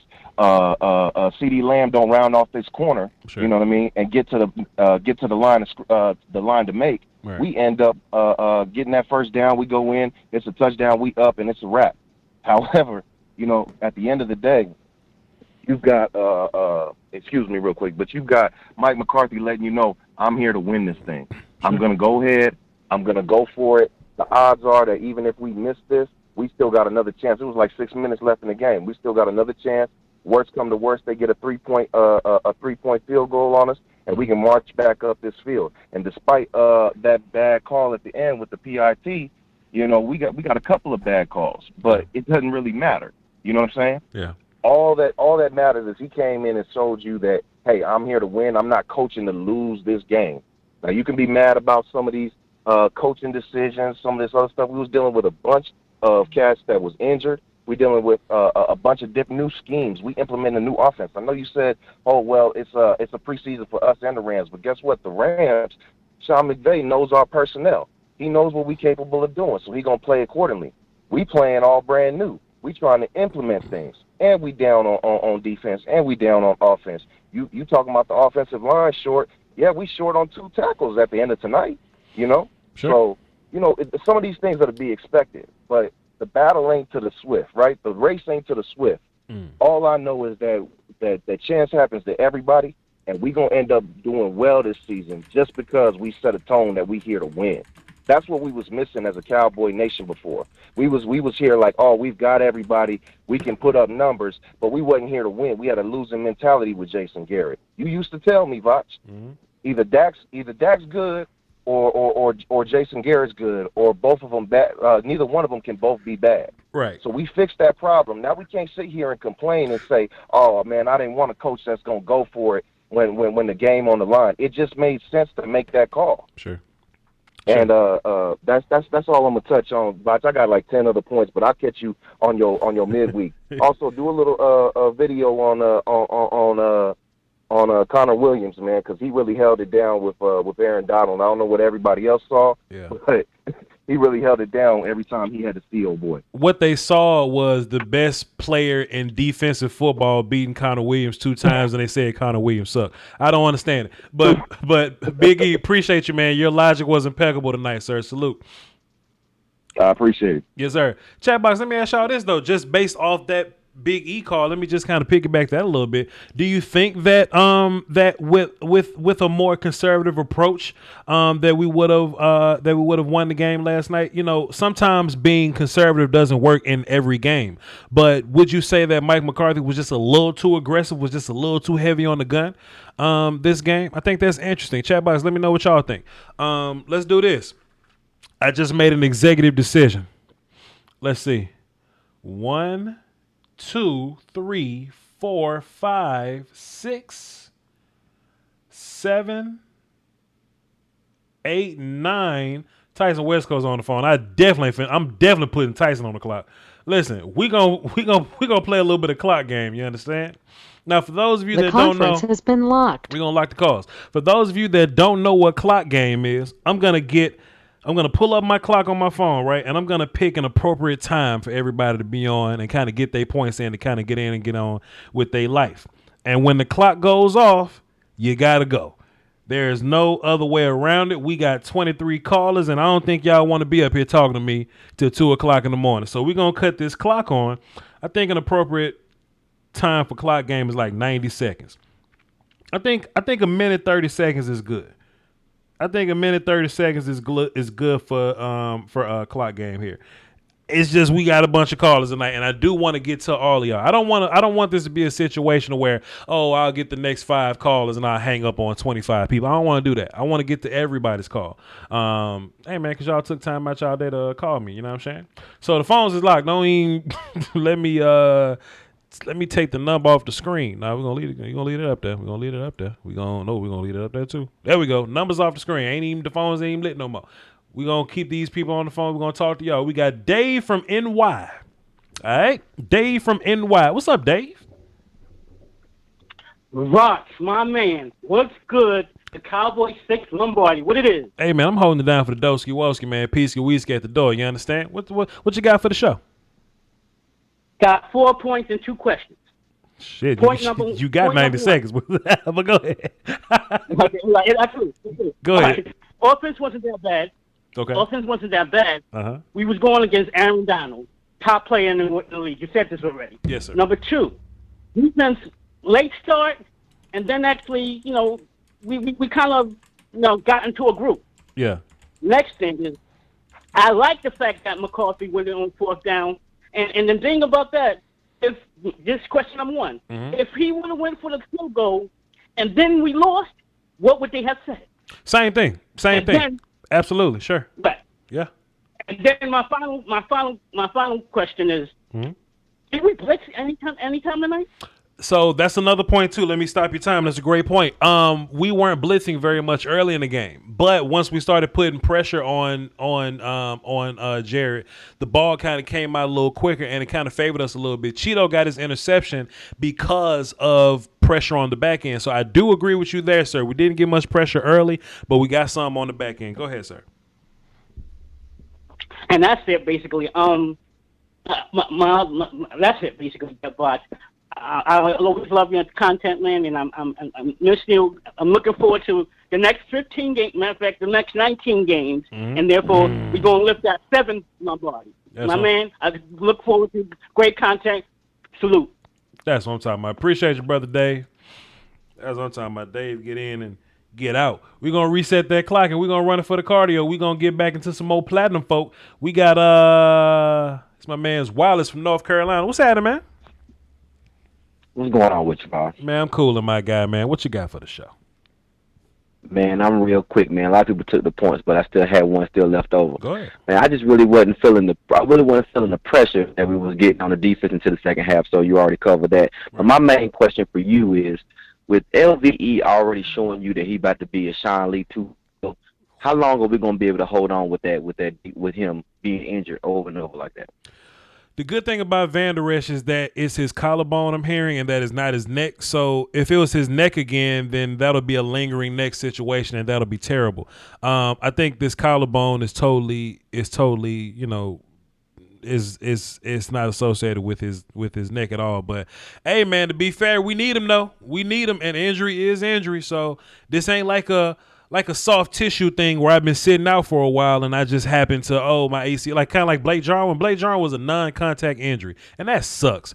But Van Der Esch, I think broke his collarbone from like thumping with people. So I don't know, man. We'll get him back in 6 weeks. That's the typical collarbone injury, and the only reason I know that because Tony broke his collarbone 8 times, and it was always 6 weeks. So we'll see. Right. So we'll see Van Der Esch come back in 6 weeks. All right, cool. Appreciate it. And one more thing before I get out of here, do you think that we'll go with someone out there like a Clay Matthews, or we just stick with what we got and just rock out? I think we need to fix what's going on internally right now. I don't think a new player fixes us necessarily because we got players. Like I don't want people to just because we didn't get the result that we wanted. I don't want people to think that our players are bad now. We ain't got bad players. We just got to figure this thing out. So the guys that we got are fine. We just got to, clean it up a little bit. All right, appreciate you, Ross, man. Appreciate it, Wallace, man. In and out. That's what I'm talking about. See, this is what I'm talking about, man. This is what make clock game so impressive. This make clock game so impressive. Clock game puts pressure on people to kind of get in and get their points out. And I could set the clock to 90 seconds. The fact that we playing clock game, they get that shit out in what? 45? You know what I'm saying? But if you happen to get extended with your thoughts, the 90 seconds is your friend. You understand? Let me make sure I ain't got no super chats. I do. Let's see. Yeah, cool. Alante Brown dropped 5 in the super chat. Appreciate you, sir. And Aaron Adebayo, he dropped the buck in there. Appreciate you, man. Salute. I appreciate y'all. How many people we got watching live? 1,200 people live? Hey, man, listen, if y'all don't know who I am, if this your first time tuning in, a lot of y'all asses do. But I'm Voch Lombardi, man. I really break down film. That's what I like to do. Y'all, if y'all Cowboy fans or y'all Cowboy haters, I don't care. Y'all go check out some of my old videos, man, breaking down film. Somebody dog barking outside, pissing me off. Yeah, go watch some of my film. I think I do pretty okay at it. And y'all know this is the best post-game show in Dallas Cowboys YouTube. Yeah, I think we got more than .com right now, and that's just a blessing. Let's keep this going. Let's put 90 back on the clock, and let's get Eric up in here. What's up, Eric? Move. What the hell? What the hell going on over there? What the hell? My bad, Voch. You damn right, your bad. What's going on over there? That was his girl.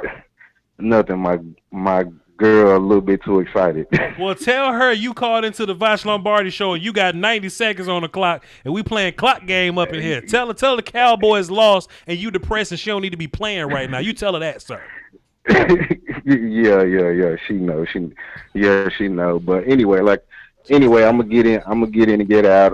First of all, I feel like it took us a while to establish a line of scrimmage. Okay. At first, I didn't understand, but when I saw that Terrence Steele was the starting right tackle, I was like, I completely understand why it's taking us a while to establish a line of scrimmage.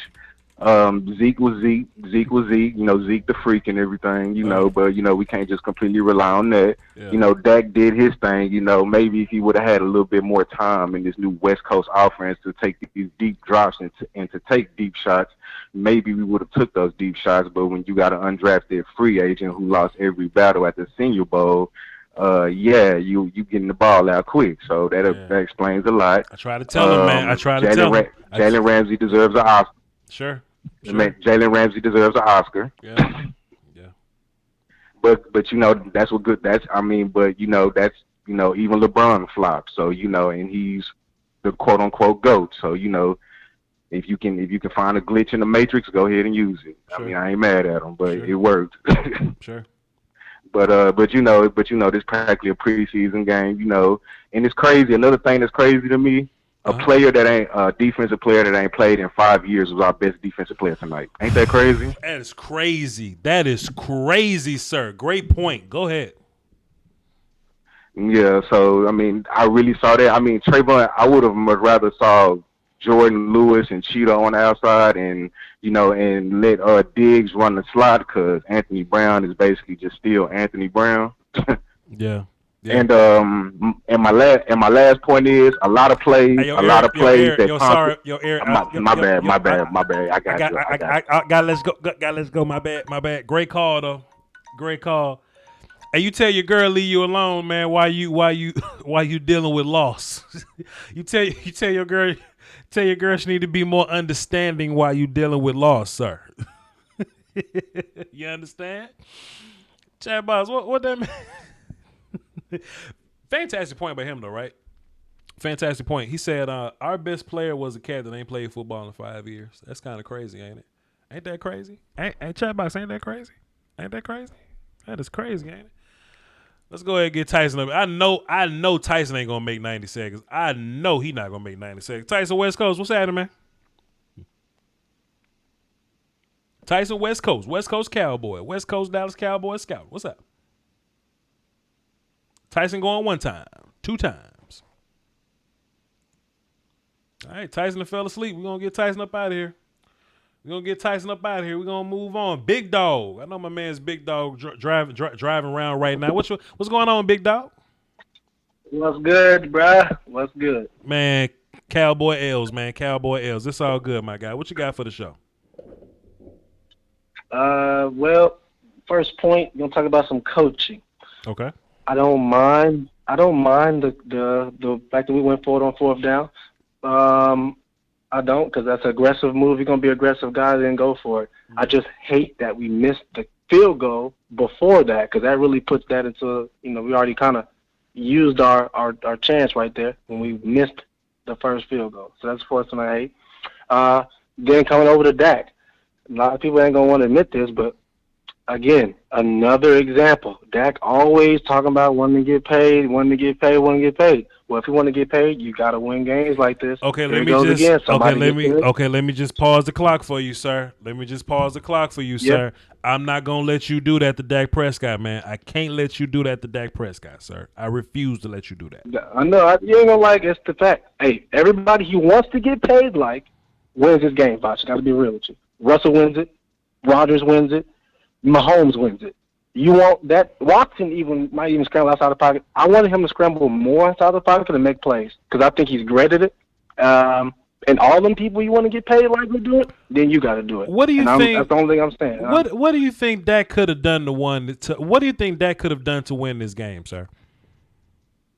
I would say escape the pocket more. The pressure's coming up the middle with Aaron Donald. Escape the pocket more and then throw it to our receivers because they can't hold our receivers. Gallup, Lamb, Cooper plays outside the pocket because I think he's great at that. Every time he gets out of the pocket and scrambles, he's great at it. He hit his receivers. He hit his receivers, and sometimes the receivers drop the passes. Sometimes Dak didn't even get a whole bunch of passes because the Rams were running the ball so efficiently that they were killing the clock. Dak didn't really get Dak didn't get a whole bunch of possessions. Also, the pressure was coming up the middle, but the pressure was also coming from the right.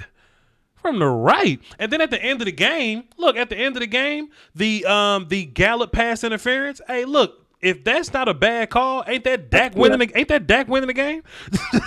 Ain't that Dak making a play that Russell Wilson and Pat Mahomes would make? It just got called back on some BS. So I'm not gonna sit here and let you put that on Dak, sir. It's just late. That's desperation. Mahomes would have did it 3rd quarter. We can't. 3rd quarter. Let's scramble outside the pocket and throw it over their heads while we still got time on the clock. Don't wait in desperation. They couldn't stop us short. They couldn't stop us medium. They couldn't stop us long. Scramble outside the pocket, throw it over their heads with Gallup or Cooper. So let me ask you this, sir. Did you want Dak to scramble to the right where Terrence Steele was blocking it? Where you want Dak to scramble at? Where you want Dak to scramble at? Let him scramble to the left. Dak he's not like he can only scramble right. He ain't Trubisky.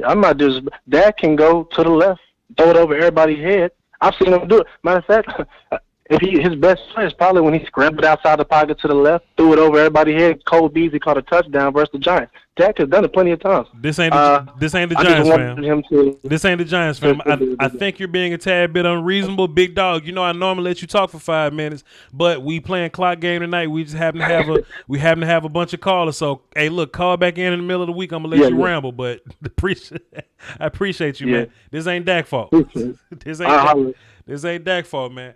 If your rookie wide receiver attacks the route at the proper depth, then cool. If Blake Jarwin catches 2 passes, if Dalton Schultz catches 2 passes that we dropped, then cool. The Michael Gallup connection was there. You know what I'm saying? It just got called back on some beat. Like, we not having these conversations. We're not finna do that. No, we're not finna talk about that. No, we're not doing that. We're not doing that. We're not going to do Dak like that. I refuse to let us look at Dak like Dak is the issue. All of that with your undrafted free agent right tackle. No. He said, I want Dak to roll out and throw the ball over their heads. You know what that sound like? Madden.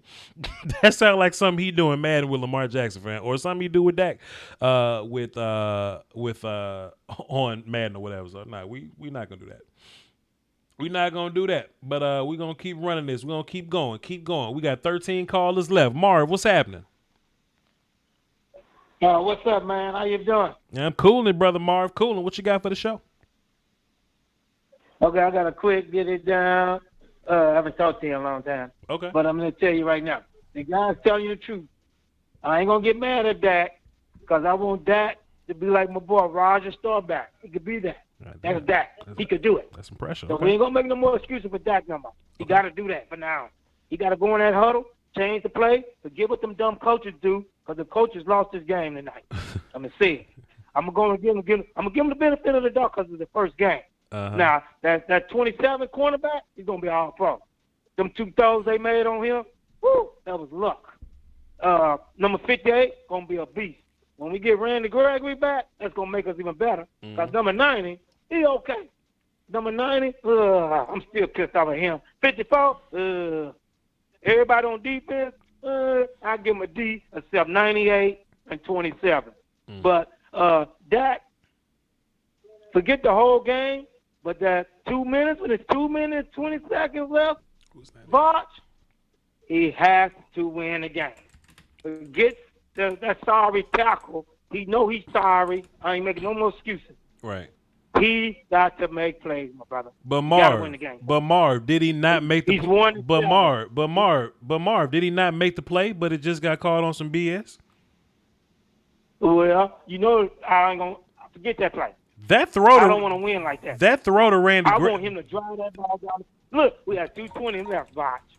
Oh, I gotta get you up out of here. That's the call. Yo, I gotta get you. Yo, Marv. Yo, listen. I appreciate you, man, but that's your time. I don't. Huh? Damn, I didn't got Marv up out of there. I don't know, Marv. I'm not. I don't know what plays y'all want Dak to make here. I don't know what y'all. I don't know. Could Terrence Steele is bad, man. Terrence Steele is bad. Yeah, but other throws, right? Sure, other throws. Yeah, I think Dak did everything he could. And this ain't me. Listen, man, Dak ain't perfect, man. Dak ain't perfect. And could Dak have been better? Dak could have been better, but how much? What are we asking here? What are we asking? Like we're like, this is what we do. This is what, and this is very interesting to me. You know what we do as Cowboy fans? We see what other teams have, and we wish we had those players. And we want our guys to be those guys. So instead of Dak being Dak Prescott, which ain't a bad quarterback, Dak's not a bad quarterback. Y'all want Dak to be Pat Mahomes. In my mind, you know what that shit sounds like? That sounds like, yo, fam, Tristan Hill sucked tonight because he wasn't like Aaron Donald. In my mind, that's what y'all just said. Or DeMarcus Lawrence sucked because he's not Myles Garrett. That don't make sense to me. Dak, with the tools that he had, the plays that he had, the teammates that he had, the coaching situation that he had, I think Dak did what he could. Could Dak have made better plays? But yeah, then you want Dak to be the best quarterback in the league. Dak ain't that. Dak ain't that. I think we're asking these questions about Dak, but I think like we played bad on defense for an entire half. And we dropped a lot of passes. And some questionable coaching decisions. Dak ain't perfect. I just don't think Dak's a problem. I don't know. Yo, Voch, Dak want to get paid. Dak got to be Pat Mahomes. Y'all know how silly that sound? Do y'all know how silly that sound? Yo, Voch, Dak got to be Pat Mahomes. The best quarterback in the league. Dak got to be you know what that means? If Dak got to be the best quarterback in the league to win, that means the rest of your team didn't do enough. If Dak got to be the best quarterback in the league to win that game, the rest of your team didn't do enough. Yo, Voch, Dak got to be Pat Mahomes. That's craziness to me. That's craziness. Voch, did you notice that he threw at Jalen Ramsey too much? I think that's a feather in Dak's cap that he threw at Jalen Ramsey.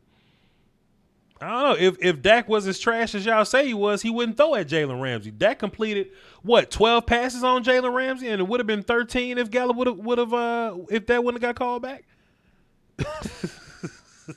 Y'all crazy as hell, boy. We got 12 callers, man. Let's get them in. Let's go OG Trap, and let's start this clock over. OG Trap, what's happening?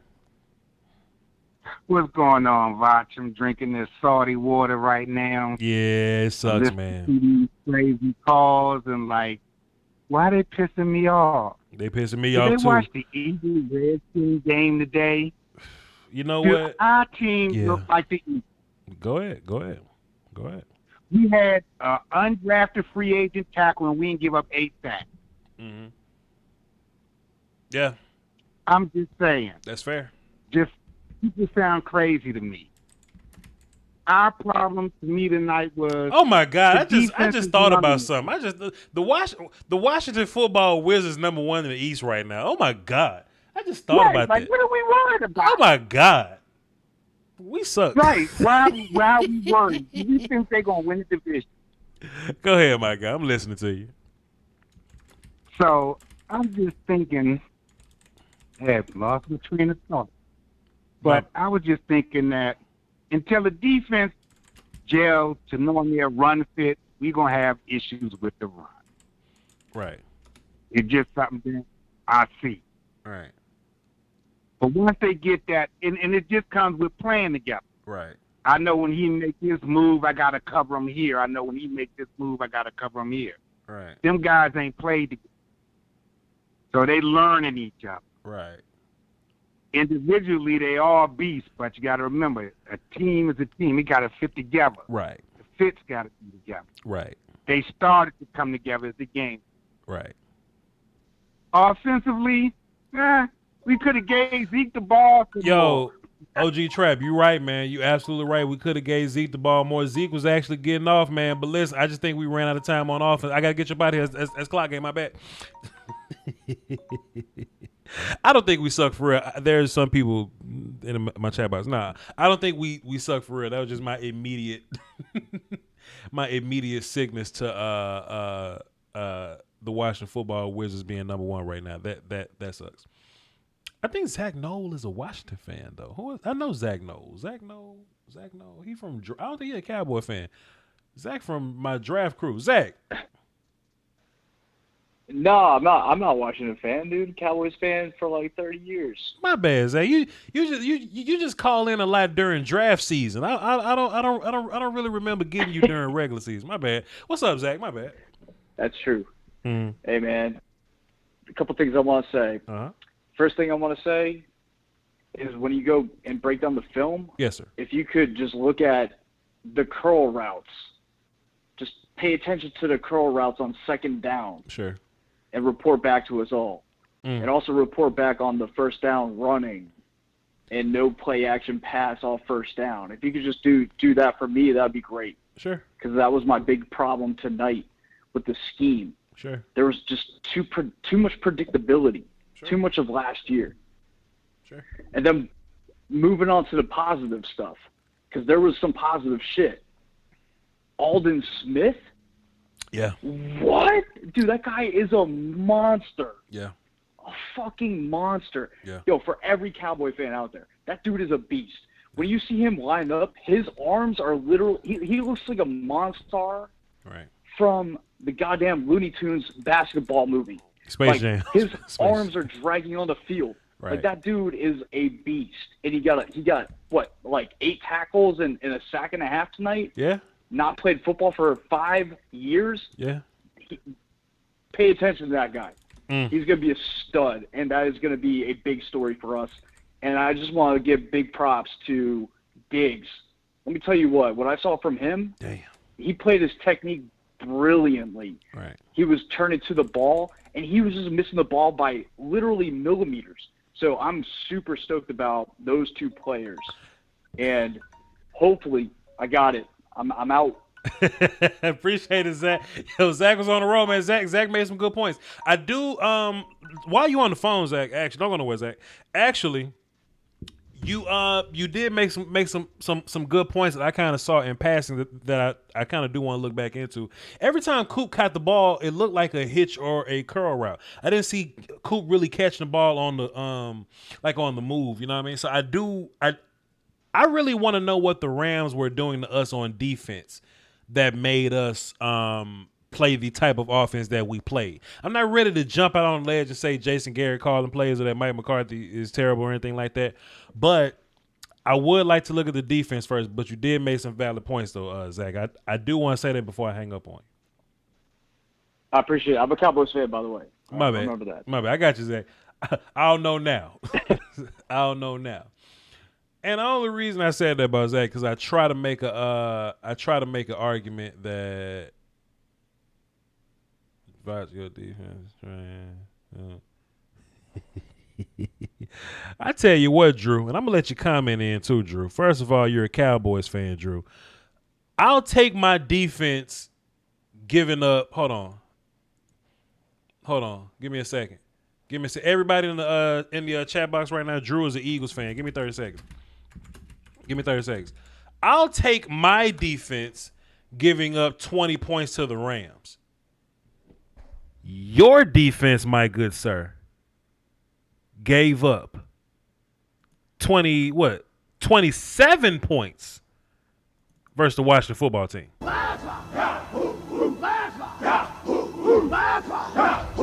Get your goof ass on. And I ain't even want to play the war call tonight because y'all ain't earned the war call. Like, we didn't earn it because we lost. I ain't want to play the war call. I'm closing all that out now. But, fam, beat it.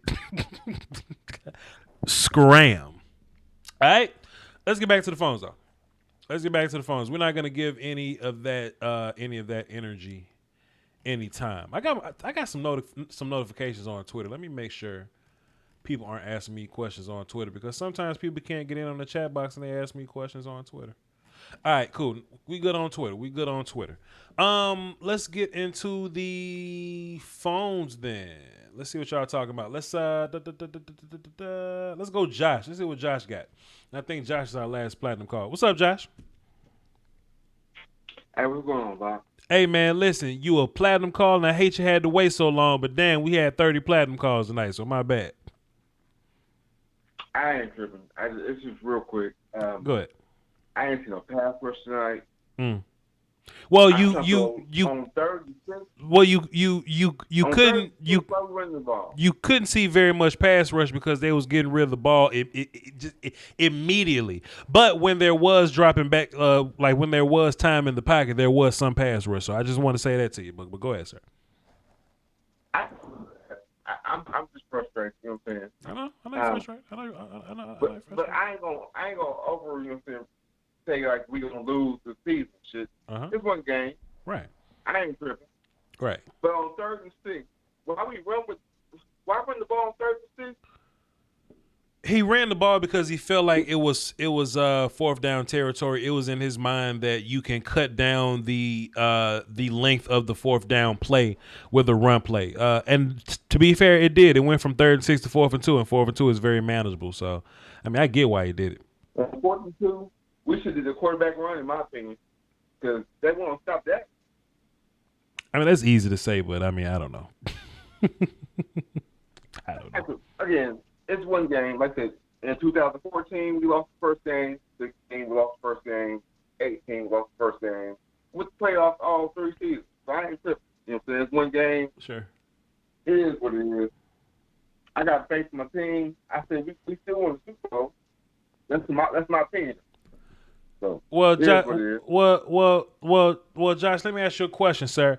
What would you like for the offense to do differently next time? I want to see more Tony Pollard and Zeke in the back. Hey, yo, Josh, I got to get rid of you, man. My bad, man. It's clocking. I got to get your body. Yo, man, my bad. I got to get Tony, my bad, man. Yo, hey, Josh, great call, man. Salute, appreciate it. I got to get your body.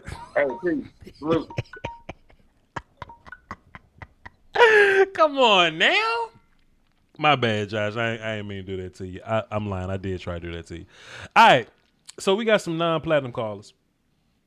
Okay. We got some non-platinum callers. We're going to get y'all in and see what y'all got to say. I would love to have y'all's opinions, but y'all know y'all got 90 seconds just like the rest of them, man. If y'all good callers, we'll put you down as platinum. So I'm going to ask who you are, and then we're going to get this thing percolating. You understand? Let's go. We got 469 up next, 512 on deck, and we got 832 in a hole. All right? 469, what's up? Who this? How you doing? My name, you can just call me Reeves. I know I ain't got too much time. Can you hear me? I got you, Reeves. You good to go, my guy. What you got for the show? All right. So real quick, I got 90 seconds. So first off, I really want to make sure mental health is top tier wealth. Facts. 800-273-55 National Suicide Prevention Hotline. Our QB is bringing awareness, so I will too. Matter of fact, time out, sir.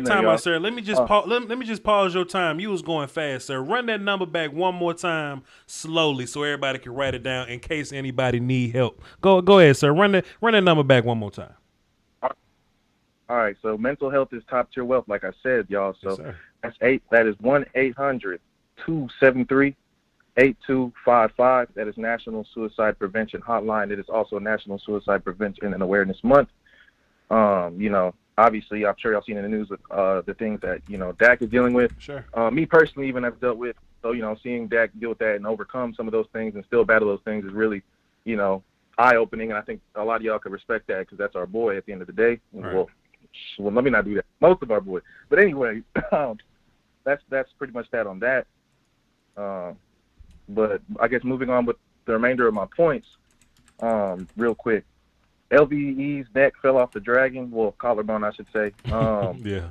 Also, Smith is a beast, though. 11 tackles, 1 sack, 1 tackle for loss, 2 QB hits. You know what I'm saying? That's dope. We got killed in the flat all game, though, neutralized, the defense pretty much. So if y'all asking about no pass rush, that's why.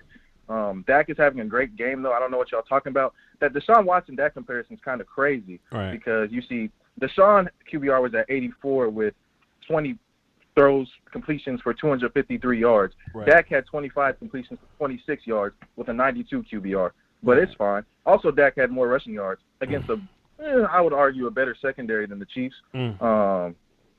But also Dak is Captain America in the hurry up and clutch. That's his superpower, by the way. But y'all not ready for that conversation. Sure. That boy Dak in the clutch kind of crazy. That hurry up defense with Dak. You know what I'm saying? The hurry up offense tempo. Sure. Dak be going crazy. So, but that's pretty much all I got to say.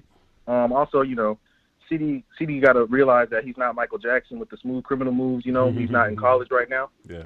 But that's about it on that. I talk as fast as I possibly can to try to get all these points in, man. But I appreciate you. So, Brother I'm going to go ahead and get up out. Brother Reeves, appreciate you, man. You have done a good thing, man. I hope just in case there's anybody listening that may need that hotline number, man, I appreciate you putting it out there, man. Salute to you. Yes, sir. Yes, sir. Yeah. Man, I tell you what, man. Can I just say this too, bro? Listen, y'all, stop.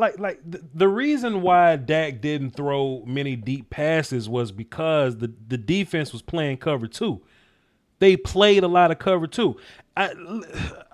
You don't throw deep passes versus cover 2. Cover 2 is meant to take away the deep ball. You want to know what you throw against cover 2? Comeback routes. That's what you throw against cover 2. Why? Because that's the part of the field that's between the cornerback and the flats and the cornerback and the flats and the deep safety. So no, because if you throw a deep pass versus cover 2, then we'll be calling him even more stupid. Then we'll really be on Dak Prescott for throwing interceptions and shit. So just stop. Somebody in the chat box deliver one. Talking about some I'm lame for defending that. You lame and goofy as hell. Shut up, lame. What's wrong with you? Whack ass little boy. What's wrong with y'all? Anyway, 512 up next, 832 on deck, 267 in the hole. Let's run it for the cardio. 512. What's up? Who this?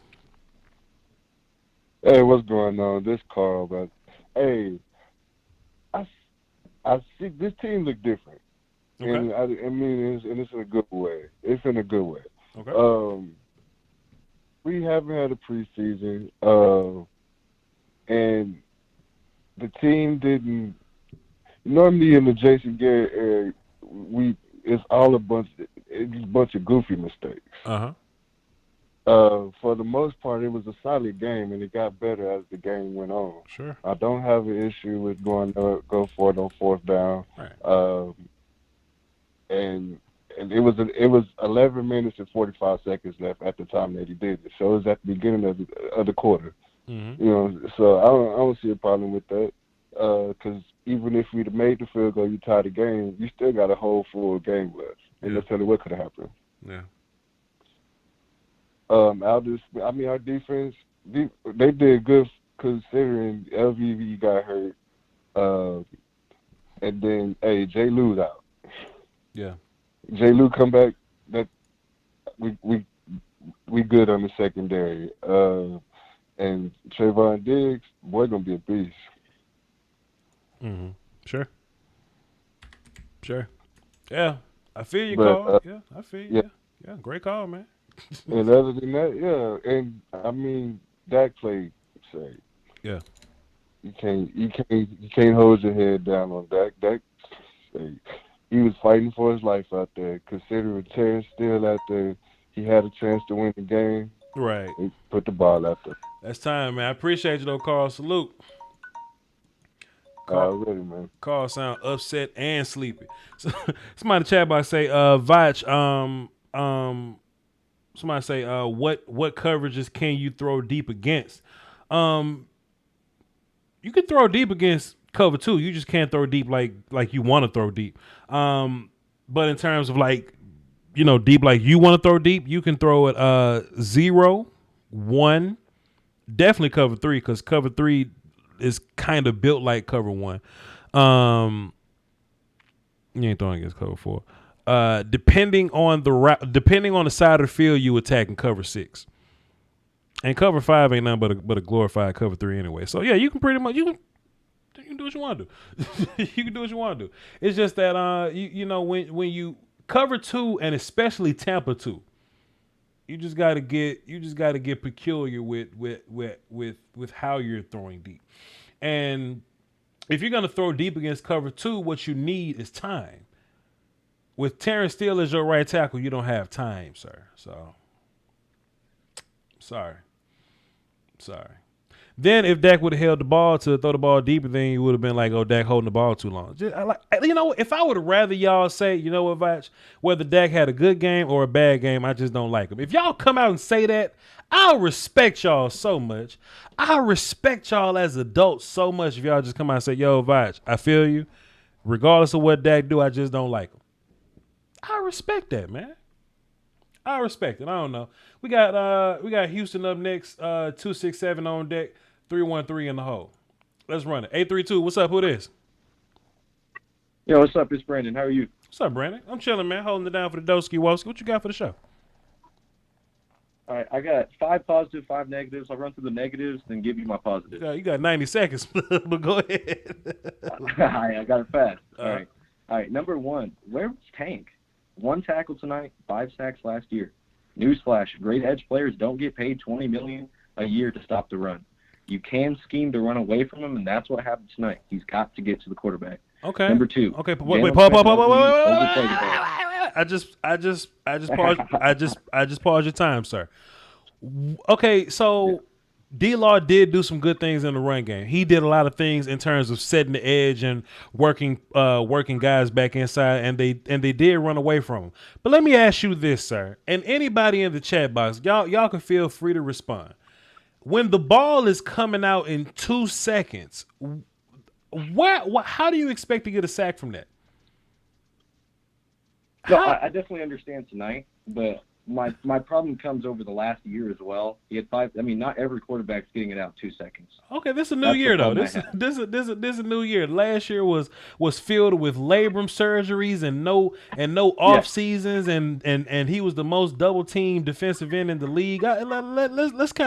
Let's focus on this season. Let's take this season 1 week at a time. As of this week, the ball was out in the second and a half. They ran a lot of jailbreak screens, a lot of dump offs, there was nothing D-Law could do about that. There was no pressure to be had. Go ahead, my good sir. I apologize for cutting you off. Go ahead. No, you're good. I understand. Mm-hmm. All right, I'm going to keep going. Number 2, Jalen Smith and LV are overplaying the ball. They're moving too fast. You got to slow down. You got to look for the ball. They're getting, like, Robert Woods was coming across a lot. They kept, finding him and following him rather than following the running back. Sure. Number 3, run defense is missing. Where was Poe, Gallimore, and Tristan Hill? I will tell you, they were 5 yards from the line of scrimmage. They were getting moved tonight. Sure. Rams have a good offensive line, not a great one. You got to be better. Number 4, Steele. He's a great Big 12 tackle against bad talent and struggled in the Senior Bowl against good talent. He's a great future undrafted free agent prospect. He is 6'6", 310. Watch out for the next 2 to 3 years. Field goal at 12 minutes, kick the football, tie up the game. You just came off a good defensive drive. Why are you not trusting the defense? Sure. All right, the 5 positives. Alden Smith, player of the game, was nasty tonight. 11 combined tackles, 1.5 sacks. Right. Trayvon Diggs, he got beat twice by 2 perfect balls. He's going to learn in the NFL you can get beat by perfect passes. Right. Number 3, Zeke Elliott, 127 scrimmage yards, 2 touchdowns. Right. Trying to turn back the clock tonight, looked amazing. 4, Tyron Smith looks healthy. Great game. He looks good. Number 5, Dak Prescott, 266 yards, 1 touchdown. I don't know what Cowboys fans want, but it seems like they want Vince Young 2006 Rose Bowl. Yeah. I mean, it just doesn't make sense. I agree. Brendan, this was a great call, sir. Was this your first time calling? Yeah, that's my first call. I had a whole bunch of notes set up for you. Okay. I just put you down as a platinum caller, so next time you call in, you ain't got to wait 2 hours to get in on the damn phone. This was a really good call. The only thing I really had gripes about was that D-Law point, but everything else sounded really, really good though. Duntari should have been a lot more dominant in the middle. He should have had a better presence. Terrence Steele was not ready, man. Terrence Steele lost every single rep at Senior Bowl practice, and Bradley and I beat him 3 times for sacks. I kind of wanted Tyrone Crawford to play a little more interior D-line because I think he's better versus the run. If they're gonna run the ball all day, I would rather us not play nickel and go to a base 4-3 look. But that's just my thoughts, man. Yep. That's just my thoughts. Great call though, Brandon. Appreciate you. Yeah. Great call. Nice talking to you. Yeah. Salute. Hey, man, look, the more I think about it, y'all been on this line for a long time. But if you're a platinum caller, you go up with the other platinum callers. If you're privileged, you go up with the other privileged callers. You see, that's how it works. That's how this works. Let me touch on my super chatters for a minute. Give me 30 seconds. I got 1, 2, 3, 4, 5, 6 people on the line. Hang tight. We got Deliver One he dropped 2 deuces in the super chat, even though he called me lame, but I appreciate it. He took 1 back, then he dropped another deuce. He says, we want Dak to take more shots downfield. Simple. Deliver. I appreciate you for your super chat, sir. Stop. When they take that away, you can't simply throw into it. You just simply can't do that. It just doesn't make sense. Like certain coverages take away certain like plays or whatever. You know what I'm saying? You can't run certain things amongst certain coverages. Cover 2 is built to take away deep shots. How I know? Because there's 2 damn safeties sitting back there waiting on the deep shots. Sorry, my guy. But I appreciate you for the super chats, though. A is Devo. He dropped the deuce of the super chat. We went like 15 yards and 5 plays at the end. Would have been more. Appreciate you. Josh Magaga. Drop Trey in the super chat. Appreciate you. Fresh Prince 512. Drop 5. He says, love you, bro, but you ODing on the Dak defense. No fourth quarter comebacks going back to 2018. But Fresh Prince, what do you want Dak to do, sir? Dak was on his way. He was on his way right? And I ain't like blaming it on refs, man, but like, that throw at the end was incredible, man. That throw at the end, I'm not gonna sit up here. But appreciate you though, Fresh Prince 5 to it. I know we frustrated right now, everybody. I know we want to fire everybody. I know Mike McCarthy's terrible, and y'all want to take back everything nice y'all said about him and Mike Nolan. I understand, but everybody, relax. And Aaron Stanley dropped 5 in the super chat. We got robbed with the Gallup call. Agreed, sir. Appreciate you. Let's see. Does Dallas run cover 2? Ran 3 last year. Slant routes or a triple set skills cup. Sure. We ran those. We ran crossing routes. We ran slants. We ran hitches and comebacks. You know, it just happens. All right, let's go 267 up next. 313 on deck. 202 in the hole. Let's run it. 267. What's up? Who this? Hey, how you doing, Voch? My name is Bashir Randall, man. I'm an Eagles fan and an upcoming Eagles content creator. How you doing, brother? I appreciate you, my guy. How old are you? I'm 17. All right, my guy. Okay, I rock with the youth and all that. What you got for the show, man? No, I just want to ask you 2 quick questions, man. Do you feel as though the Ramsey and Michael Gallup call was the deciding factor of the game? No, I don't. Okay. It was the last play? From your perspective. Go ahead. Yes. Go ahead. Yeah, it was the last play, but Right. I just want to ask, like, based off the deciding factor of the game, do you feel like Mike McCarthy should have kicked the field goal with 11:46 left? I would have taken the points, but I don't hate him for trying to be aggressive.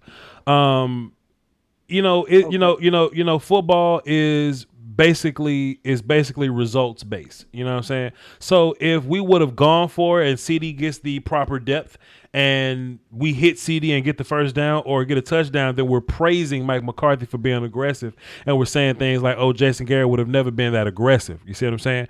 But the fact that it didn't work and we didn't take the points, now we have something to say about Mike McCarthy. So, when it comes to situations like this, I'll take either side. I just personally would have taken the points because I felt like the defense played better towards the end. Okay, and my second question for you, man, was based off your perspective on the first game, what do Mike McCarthy do better as a head coach than what Jason Garrett did for y'all as a head coach? I think it's unfair to compare one game of Mike McCarthy to 10 years of Jason Garrett. So allow me to get a bigger sample size of what Mike McCarthy does, and then we can have a conversation. Because to be fair, this is his very first game of his Cowboy tenure, and we really don't know what Mike McCarthy is just yet. You know what I mean? We don't know how we're going to adapt or the different adjustments that we're going to make. So it's really early to make that call. Well, I appreciate you, man. Thank you for taking my call. Okay, time out. You say you're an Eagles content creator, correct? Yes. What's your YouTube channel? My YouTube channel is my name, Bashir Randall. BYSHIRRANDALL. BYSHIR Randall. Bashir Randall. He is an Eagles content creator. If there's some Eagles fans in the chat box, y'all go over there and check him out. He asked some really good questions tonight. Let me ask you a question, man. What is virtual school like? Like, did they send you back to virtual school? Like, what's that like? Yes, listen, man, my first day tomorrow, but I had to watch some football today, and based off, like the little trainings that they've been letting us do, it's just not for me. So, So when y'all go to prom, like what you gonna take your prom date? Like y'all just gonna Skype talk on a prom or something? What y'all gonna do? Like I hope not, bro. I'm in class of 22. You know what I'm saying? The best class, but I'm gonna have to see. Okay, man. Keep your grades up. Stay in school. Don't do drugs and try to get 8 hours of sleep. Your bad ass need to go to bed right now. It's 12:30. Since you're going to school tomorrow, you need to go to bed. Hold on. Let me put you down as a platinum caller so I know it's you. You say BASHIR Randall? No, BY. BYSHIR Bashir. All right, man. Appreciate it. Thanks for the call. Yes. You're welcome, brother. Yes, sir. Yes, sir. Trick love the kids. see how Voch be chilling, man. Voch don't be attacking Eagles fans because they, you know what I'm saying? Like I be chilling. You know what I'm saying? Voch wants the kids to eat their vegetables and to not do drugs and to stay in school and to and to try to get 8 hours of sleep. You know what I'm saying? Plus, I gave an Eagles content creator free plug on my show when I got all these damn people watching right now. We did well. We holding it down. We holding it down. We got 5 more callers here. You know what I'm saying? Virtual lunch. Y'all silly. Y'all silly. All right, we got 313 up next, 202 on deck, 662 is in the hole. All right, let's run it for the cardio. We got 313. What's happening? Who this? This Justin. I'm 14. Damn. What is do you make videos on YouTube too, Justin? No, Voch, I'm a fan of you. Okay, appreciate you, my guy. So you're not old enough to go to virtual prom. So what you gonna be doing this year? Nothing. Doing my schoolwork. I play O-line. Okay. I play center and I play guard. I also play center. Hey man, listen, don't do drugs, eat your vegetables, and try to get 8 hours of sleep and do your homework and shit while your bad ass up this late. I will. But I will. I don't got school tomorrow. But the only reason I'm here, I don't got school tomorrow. You ain't got school tomorrow. That's fair enough. Go ahead. What you got for the show? I feel like the Cowboys didn't have any creativity in their play calling. Okay. And second of all these people that want Dak to roll out. Right. And saying, you can roll out to the left. Tyron can only do so much. Right. Because Tyron's good, but he can only do so much. Right. And you want him to make all these amazing throws. Mm-hmm. Dak ain't Patrick Mahomes. Sure. Dak is only Dak. Then the O-line was a little busted up. Of course, you had Aaron at first sack, and then you had another one from Michael Brocker. Right. And then the coverage, Dak was holding the ball. I'm not trying to attack Dak. I think Dak did fabulous. Yeah. From what he was working with. Uh-huh. He was working up with a busted up O-line. Right. He was working with a second-year pro. He was working with a rookie that got whooped on every single play. Damn, this kid got more sense than some of these grown-ass people in this chat box. This 14-year-old, this child, this teenager got more sense than some of these grown-ass people in this damn chat box. Go ahead, sir. Quickly, because you got 10 more seconds. All right, and I feel like, people just expected too much from a defense that doesn't have the chemistry. And one thing, the offside penalties, the misses on infractions, gave up too many yards. Yes. Ain't no way Tim Griffin and D. Law should be jumping off the ball like that. Right. Time to snap. I feel you, young. What's your name? Justin. Young Justin. Hey man, you right. Listen, your time ran out, but you made some great points, man. The youth is represented so well, Justin. And one day when I'm 30, you're gonna be old enough to buy liquor. But I appreciate your call, man. This was a really good one. You got more sense than some of these goofy ass grown folk, Justin. I just made you platinum, so next time you call in, you'll go to the top of the list with the rest of them. All right? Cool. Now go your young ass to bed, man. Go to bed. Go to bed. All right. Come on, son. Trick love the kids. Come on now. Trick love the kids.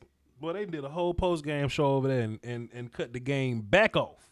I mean, they had a post-game show and cut the stream off, and we've been streaming so long. How long we been streaming? This stream wasn't supposed to be this long. But I'm going to rock with y'all, man, because y'all my people, and I love you, and I ain't got to go to virtual school tomorrow. So we got 4 more callers. We got 202 up next, 662 on deck, 817 is in the hole. Let's run it for the cardio. 202, what's up? Who this? What's going on, Voch? This is Chris from DMV. How old are you, Chris? I'm your age. I'm 29. You 29, right? I'm 28. You ain't my age, player. You older than me. Go ahead. Yeah, I'm older than you. My bad. Go ahead, my guy. What's going on, man? I'm chilling, man. Go ahead. I love the show. like always. But I had some questions. So, yes, sir. Terrence Steele, that was crazy to put that boy out there on right tackle like that, and he just got jacked up like that. But it didn't make sense to put Connor Williams as the right tackle and then have Hyde Biadish at the center, and then maybe switch Joe Looney at left guard. Sure. And then I have with the defense, I feel like we did struggle to stop the run. Sure. But they gonna get settled in. You know, it's the first game. They're gonna get settled in. We do have $28 million in cap. If we can get some guys who could play linebacker and for us, I would be happy with that. And if we don't spend it and use it for next year, I'm happy with that as well. Dak look amazing. CD Lamb, I can't wait for that man to develop. People keep forgetting Michael Gallup wasn't a number one receiver first game, and it's not going to happen for CD Lamb. It normally takes a receiver like a year or two for him to develop in the NFL because he's playing with big boys now. Sure. I also feel like if we don't use any of that money, can we put Bradley at night linebacker and stand him up? He's more of a pass rusher than an off the ball linebacker, but I feel you though. Can you blitz him off the edge at linebacker in a 3-4 or 4-4? Sure. To stop that running? Sure. Because I feel like the D tackle play, they just, I mean, you know, like I feel like they was running up the gut and they was doing a little bit of inside zones on us and a whole lot of tricky plays with the motions like they always do. But that's the Rams and that's McVay. But that's my time, man. That's your time. Few things before I hang up on you though. I think one easy fix that they could have done to stop the run was just line up in base 4-3. I just think Anthony Brown was probably the worst player on defense tonight. Like he was really, really bad tonight. But that's just my opinion though. What's your name again? Who it is again? Chris from DMV. Chris, all right, you my third Chris. So you're in the universe now. Just made you platinum, man. Next time you call, I know it's you. Let me put down let me put down DMV Chris. So I know it's DMV. All right. DMV Chris. Yeah, I'm right up the street from. Well, I'm 20 minutes away from Foots. 20 minutes from Foots. Okay, that works. That works, my guy. Appreciate you, man. Salute. All right, man. Have a good one. All right, cool. Take my black ass to bed. Please. Please. Oh, man. We got 3 more callers. And after that, we're going to sit in the chat box for a little bit. And then we're going to move on. Voch, do we do Tyler Biadish a disservice by not letting him get a welcome to the NFL moment with Aaron Donald? No. No. Tyler and his one play was fine. Tyler and his one play was fine. Voch, if I was you, I'd had to sip water too. I sip a lot of water, man. Anyway, 662 up next, 817 on deck. 224 is in the hold. 662, what's up? Who this? It's Dre from Mississippi. Trey from Mississippi. Cowboy fan. What's up? Yeah, been a Cowboy fan since '77. Voch. Okay. I've been following you. Okay. Following you this summer, man. I enjoy your work. Appreciate you. I want to say this, man. Dak looked good today. Uh-huh. If we're depending on Dalton Schultz, right, we're in trouble. Right. I watched almost all the games today. Mm-hmm. Cowboy fans put too much pressure on our quarterback. Mm. He's competing against the front office, the fans, right, and the defense that he play against weekly. Right. We need more secondary help. Right. And up the middle to stop the run. Mm-hmm. I love the aggressiveness from the coaching staff. Right. We will win some of the close games this year. Right. Well, all the Schliff, D-Law, and Griffin, they look good. And when Randy Gregory gets there, we're going to be stout on that line. Right. I'm looking forward to when our O-line gets here. But I want to say this, Bob. We need tight end help bad. Sure. Tight ends, for Cowboys fans, I want you all to hear this. Tight ends are safety blankets to your quarterback. Right. Blake Jarwin, that loss will affect us this year. Right. Now, that boy O.J. Howard and Earl Thomas, they will help us if we could get them. Right. If we just could get them too. Now, Zeke looked and played a good game today. Now, I watched them games today, but Dak threw the ball better than a lot of the quarterbacks. Sure did. Sure did. We really have a good team, Bob. Right. Looking forward to you breaking the film down. I sure will. Boy, Anthony Brown. Right. Man, Anthony Brown, man, he couldn't keep up with no one. He's like 5 to 8 feet away from the defender. Right. Now that young boy, I think he's on the IR list now, but when he gets back, it'll help our secondary as well because Diggs gonna be all right. Right. Woozy A, I'm glad he turned his head around now. Right. Yeah, we'll be all right this year. Oh yeah, we'll be fine. That's what's gonna get it. Oh yeah, man, we'll be good to go. We'll be good to go. What you think about the offensive line? Offensive line, they look good. Once Collins gets back, we'll be stacked. Just need a few adjustments. Just make a few adjustments, and we'll be all right. Right. They gave Dak a little room. Now, if you see how some of the quarterbacks throw the ball, they don't hit the man directly in the hands. In the hands, right. Yeah, Dak have to hit him directly in the hands. Right. If he don't hit him directly in the hands, all Dak can't throw. Right. That's one of the better quarterbacks if you really look at it. He was, in the league. Yeah, he was. Yep. What's your think about Van Der Esch going out? I believe we can replace Van Der Esch. It's a young man, two young men on the practice squad probably to help him out because you had the number 48 came in and did a hell of a job. He did a hell of a job last year. Joe Thomas, yeah. And I have to do is play him a little more. Yeah, that's all we got to do. But he should be out about 3 to 6 weeks. When he comes back, his speed it helps us out a lot. But yeah. Taylor Smith can hold it down. Once all the Smith them get it together, man, that's our front four gonna be stout. Boy, we'll be all right. We just got to make some adjustments to that run. That's all. But listen, that run. But Trey, did you see Cheeto with the interception though? Did you see that? Yes, he's turning his head around now. Right. That's all he had to say. That is crazy. He remind me, you see how Jalen Ramsey played tonight? Right. That aggressiveness that he plays with. Yeah. That's what we need. I agree. But you know, as Cowboys, we don't want him to spend no money. Right.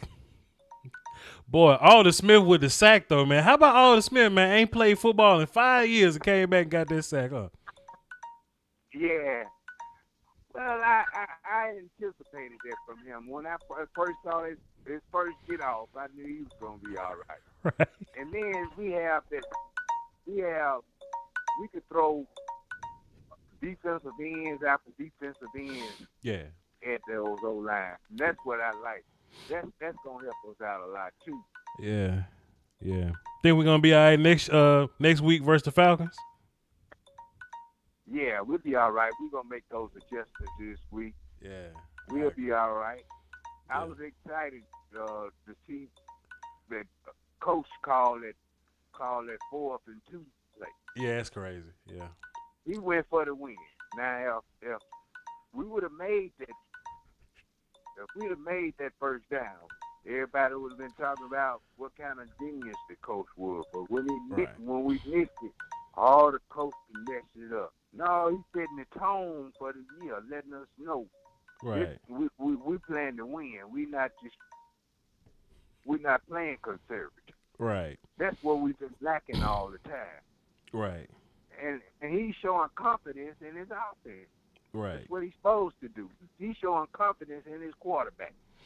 Right. He's not fighting against the quarterback like the front office doing, like the fans doing. Right. Like the other teams that they're playing against doing. Let me ask you a question. I just want to say this, Bob. Let me ask you. I know my time running out, but we got to support our quarterback. I agree. Too much pressure on the quarterback. I agree. Yeah, he got to fight. He got to fight against everybody. Right. Well, I got his back. Yeah. Yeah, I got his back too, man. Let me ask you a question, man. What kind of vegetables y'all have on sale at the grocery store out there in Mississippi? What y'all got on sale in season out there? Grapes. What else?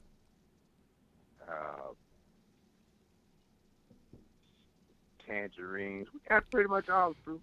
Okay, got some tomatoes up there, man. Cause they don't have a lot in Texas. They don't have a lot of tomatoes in Texas, man. They got. Well, they got tomatoes, but they're not on sale. Oh, okay. Yeah. I've been thinking about growing my own, man. You know what I'm saying? Give me a little garden started or whatever. Grow my own tomatoes. You know.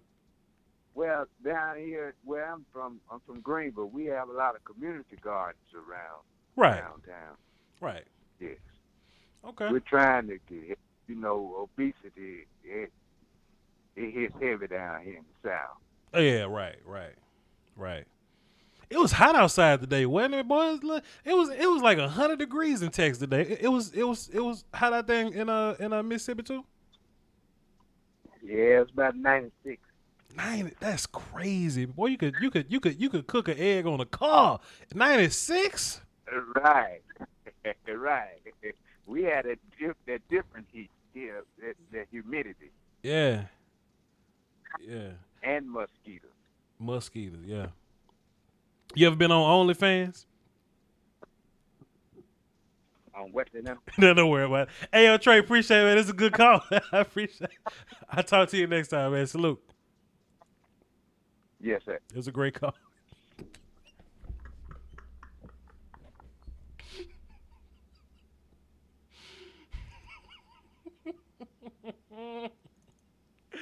Listen, I know we didn't earn it, man, but come on.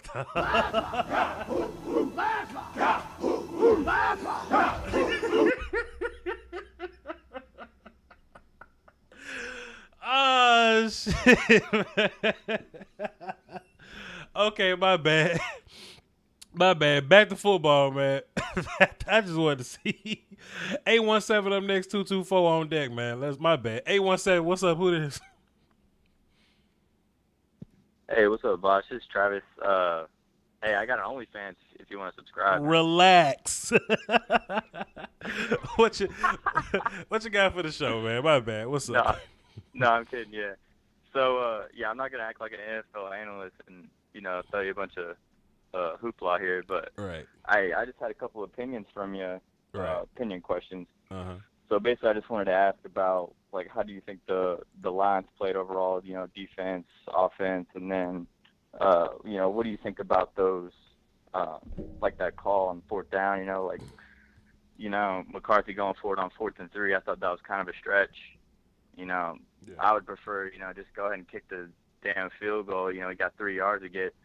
And then also that offensive pass interference, just your opinion on that. The pass interference was it was whack as hell, and I feel like there was a rule to where you can call, like, you can throw a challenge flag on pass interference. So I know coaches can't call challenges inside of 2 minutes, but I feel like there's something that the booth should be able to go to and check on or whatever. So that was very unfortunate. You would think, right? Yeah.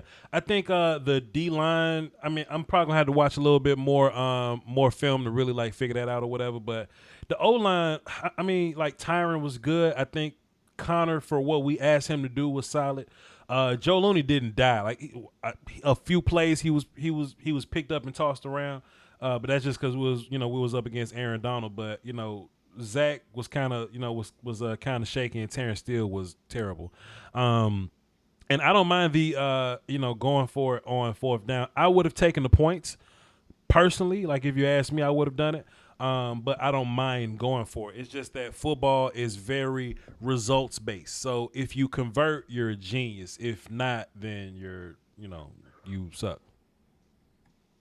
Yeah, it just seemed like a huge opportunity cost. With being down in the 4th quarter, it's only 3 points. Yeah. It's not like you're down a lot. I feel like right. as much as I hated Jason Garrett, I would have preferred Mike McCarthy to pull a fucking Jason Garrett at that point. Just kick the field goal, give us a shot, with how well the defense was playing. So yeah, I understand.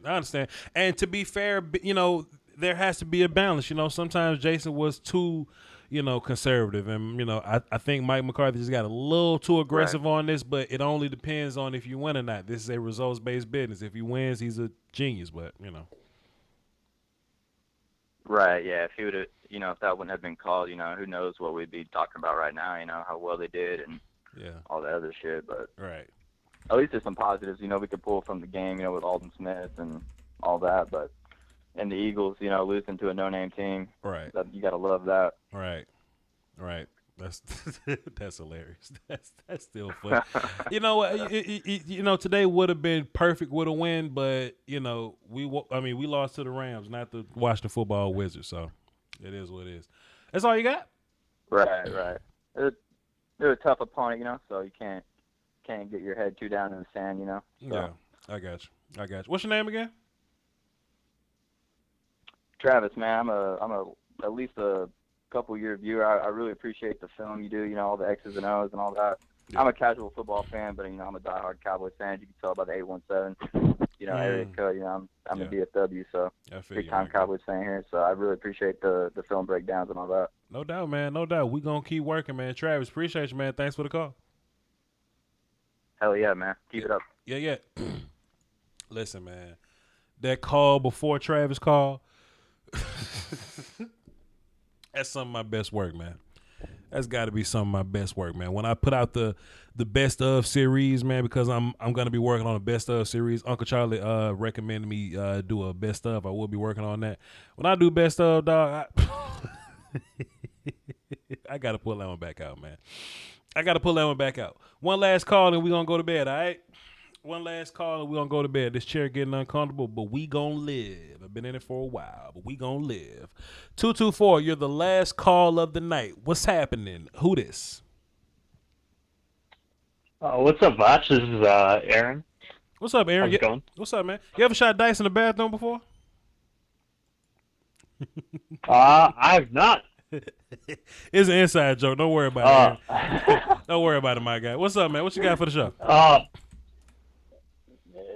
So first of all, I just want to take a quick second talking about the game tonight. Obviously, it's a whole new situation given the coaching staff. It's brand new. I was expecting not much more than what we saw. Obviously, you got Mike McCarthy coming in, you got Mike Nolan, you got a whole new defensive line staff, you got a whole new special team staff. And obviously there were some things that were disappointing. Some things I was actually hopeful for coming to the future as far as our defensive line goes. I think we did a great job as far as trying to differentiate our approach on defense to kind of cover up some spots that we weren't great at last year. Right. Obviously, I think we could have done a lot better in the flat. As far as like back when we had the DeMarcus Ware, Spencer days where those guys could fly onto the flat no problem and cover up those kind of soft spots where I felt like we were kind of lacking in. But other than that, I thought we had a decent game, barring the end of the game, considering the refs. But another thing that I would like to touch on real quick is I have been a survivor of depression. I've been hospitalized. I really relate to Dak and what he's come out with recently. Right. And as your previous callers, I would like to reiterate that, there is a place for you to go if you are struggling. And this isn't something that you should hide, that you should feel like you're not supposed to talk about, because this is important. This is serious, and it's not a sign of weakness, it's a sign of strength. Sure. And I think anybody who is struggling out there right now should try and seek the help that they need. And that's kind of all I wanted to say. But obviously, I'm a massive fan of the show. I love what you're doing. I love the film breakdown that you have. But I just want the fans to know out there that if they are struggling, it's okay to get help. 100%, man. 100%. I just want everybody to know that. If you ever need anybody to talk to, man, you can call into my show and we will stop talking football and we'll talk, man. Real talk. I actually worked in a mental health facility. You know what I'm saying? I got 4 years of experience in that. And trust me, man. Trust me. Like sometimes all people need is just a conversation, man. Just listen. You ain't got to give advice. Exactly. You ain't got to tell people, well, you should be doing this. Not just sometimes listening, man. Just open up your ear and a little bit of compassion and maybe a joke or two, because I can make people laugh a little bit. It'll keep somebody from acting on a bad thought, because sometimes bad thoughts happen and you can't really control your thoughts. But sometimes a conversation will take their mind off of that bad thought for a little bit. You know what I'm saying? So everything you said, you're absolutely right, man. 100%. Yeah. Mm-hmm. That's what I appreciate about you, Voch. I just feel like, if I do have, even if it comes to a game like this where I'm struggling and sure, I can't make sense of it and my emotions are spinning, I feel like if I come to you and especially the community, that it calms me down and I can find some solace in that. And I appreciate the hell out of you guys in the community for that. Oh, man. We try, man. We try. I appreciate you, bro. Don't forget what I said, man. All right? I got you, Voch. I'll keep watching. Keep listening. Oh, listen, we're not finna be live very long. We about to go to bed. You understand me, player? But thanks for the call, my guy. Oh, yes. Yes, sir. Of course. It's bedtime, my man. Yes, sir. Appreciate you. Appreciate you. Yes. Yep. Chat box. If y'all have any questions, I'm taking 5 questions, and then I'm about to go lay down somewhere. You understand? Y'all my people, so I rocks with you. You know what I mean? Where did I leave off on Super Chats? Alante, Aaron, appreciate you. Aisha dropped a deuce in the Super Chat.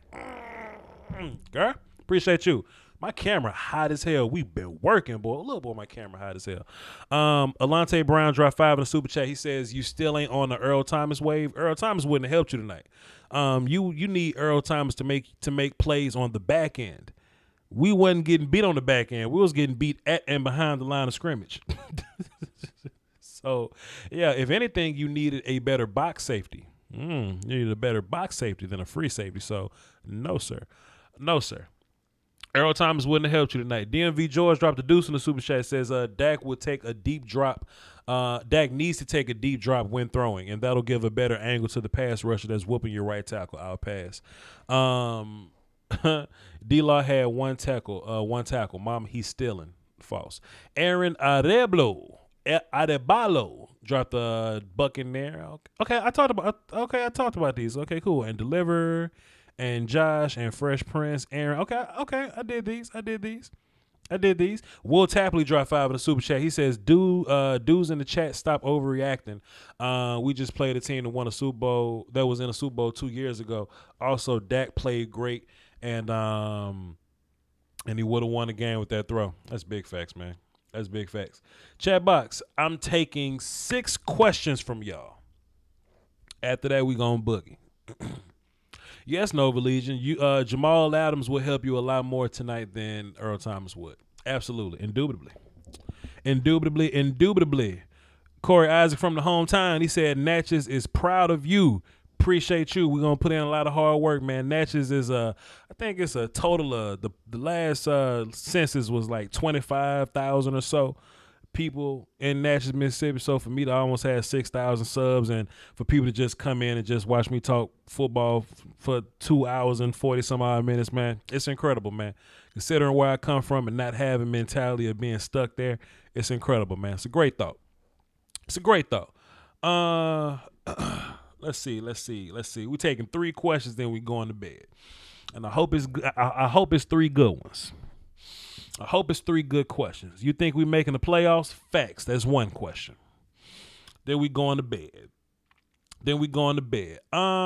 What are the key points of victory next week? I'm not gonna I'm not gonna count this as a question, but let me look at the Falcons film and I'll get back into you. I'll get back to your question. Voch, what would you change about our play calling, if anything? I wouldn't even say play calling, man. It's just like certain personnel decisions, right? Like if you gonna, I wouldn't put Terrence Steele out there because he doesn't have NFL experience. Like Brandon Knight is a tackle with NFL experience and the offseason. Put him out there. If you're gonna be compromised at tackle, then don't leave your tight end displaced as a receiver. Put him in line so he can help you block. Or incorporate Zeke more as a blocker. Personnel decisions. I would have Tony more involved. Personnel decisions. Like Tristan was cool, but let's get Crawford more involved because he has a reputation as a run stopper. Personnel decisions. Let's run more base 4-3-3-4. Personnel decisions. Wasn't necessarily a play call, but it was more so of personnel stuff. Yeah.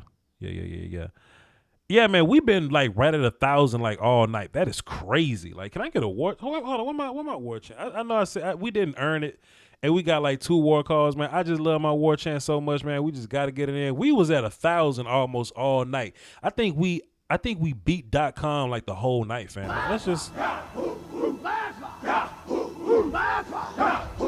That's a blessing within itself, man. That's top tier stuff right there. You think we losing to the Cardinals? No, sir. Or ma'am. Does Terrence Steele start next week? I hope the hell he don't. Where was Blake Bell today? Good question. That's a question I asked Mike McCarthy. I definitely don't know. Should we trade for Njoku or O.J. Howard? O.J. Howard would help, but I don't think we should panic and go spending draft picks on tight ends and stuff. And I don't think they're going to let go of O.J. Howard for anything cheap, so I don't think so, but I would like to. But you know how that go.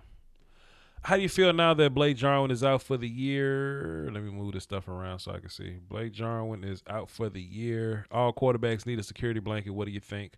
I don't like Schultz. He's subpar. I'm cool with LVE because of Joe Thomas. Well, we don't know that Schultz is subpar yet. He just had 2 drops. You know what I'm saying? Like I would rather grade 68 plays than 6 to 8 plays, plus I can't just call a player whack off one game, like Duntari could have a great game next week. Everson can have a great game next week. Alden Smith could have a bad game next week. That's just how football goes, so let's see what happens first before we start to panicking a little bit. Will Poe make a bigger appearance next week versus Atlanta? Possibly. Hope so. If you had to trade for one position, which one would it be? If I had to get if I get a top tier player, put more people on D line. Give me a 3-tech, man. Give me a nasty 3-tech right now, and we'll rotate Tristan in. If I had to go get a top tier player right now, give me a 3-tech. Would I rather have 3 testicles or just 1? 3 more kids, I guess. If that's even what that means, I don't know. Diggs and Alden look great tonight. What you think? Agreed. Let's see. Did week 1 prove how important preseason is? Indubitably. 100%, Mr. Wolf. Shootout with the Falcons? No, I think the Falcons suck. What will you do to beat the Saints for the Super Bowl? I don't even know what that means. We got a lot of film to review next week, indubitably. Do you think we're overreacting over the offensive line? The offensive line is bad, but I do think you're overreacting a little bit. But the offensive line is bad, but it's an easy fix. It's an easy fix. If Steele is a bum and Zeke was eating, why did you stop running the ball? It probably was a time management thing. I don't think we stopped running the ball necessarily. We was running the ball the whole game, besides the play at the end. Do you think nickel base D is good moving forward? Possibly, just maybe not versus the Rams. Our D ends need to set the edge better. I actually think we did a good job setting the edge. I don't think we were great up the middle. Just my thoughts. But we'll watch the film and we'll see. Snags Harrison? I don't know. What do you think of Cheeto today? He got an interception, but we'll see. More kids. Do you think nickel base D? I don't know. Yeah, I answered that already. From what you saw tonight, what's one single adjustment or one position?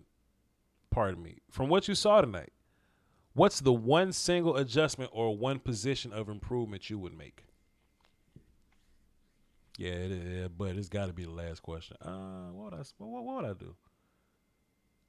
Just help your right tackle. Help your right tackle, and help your right tackle, and you'll be fine.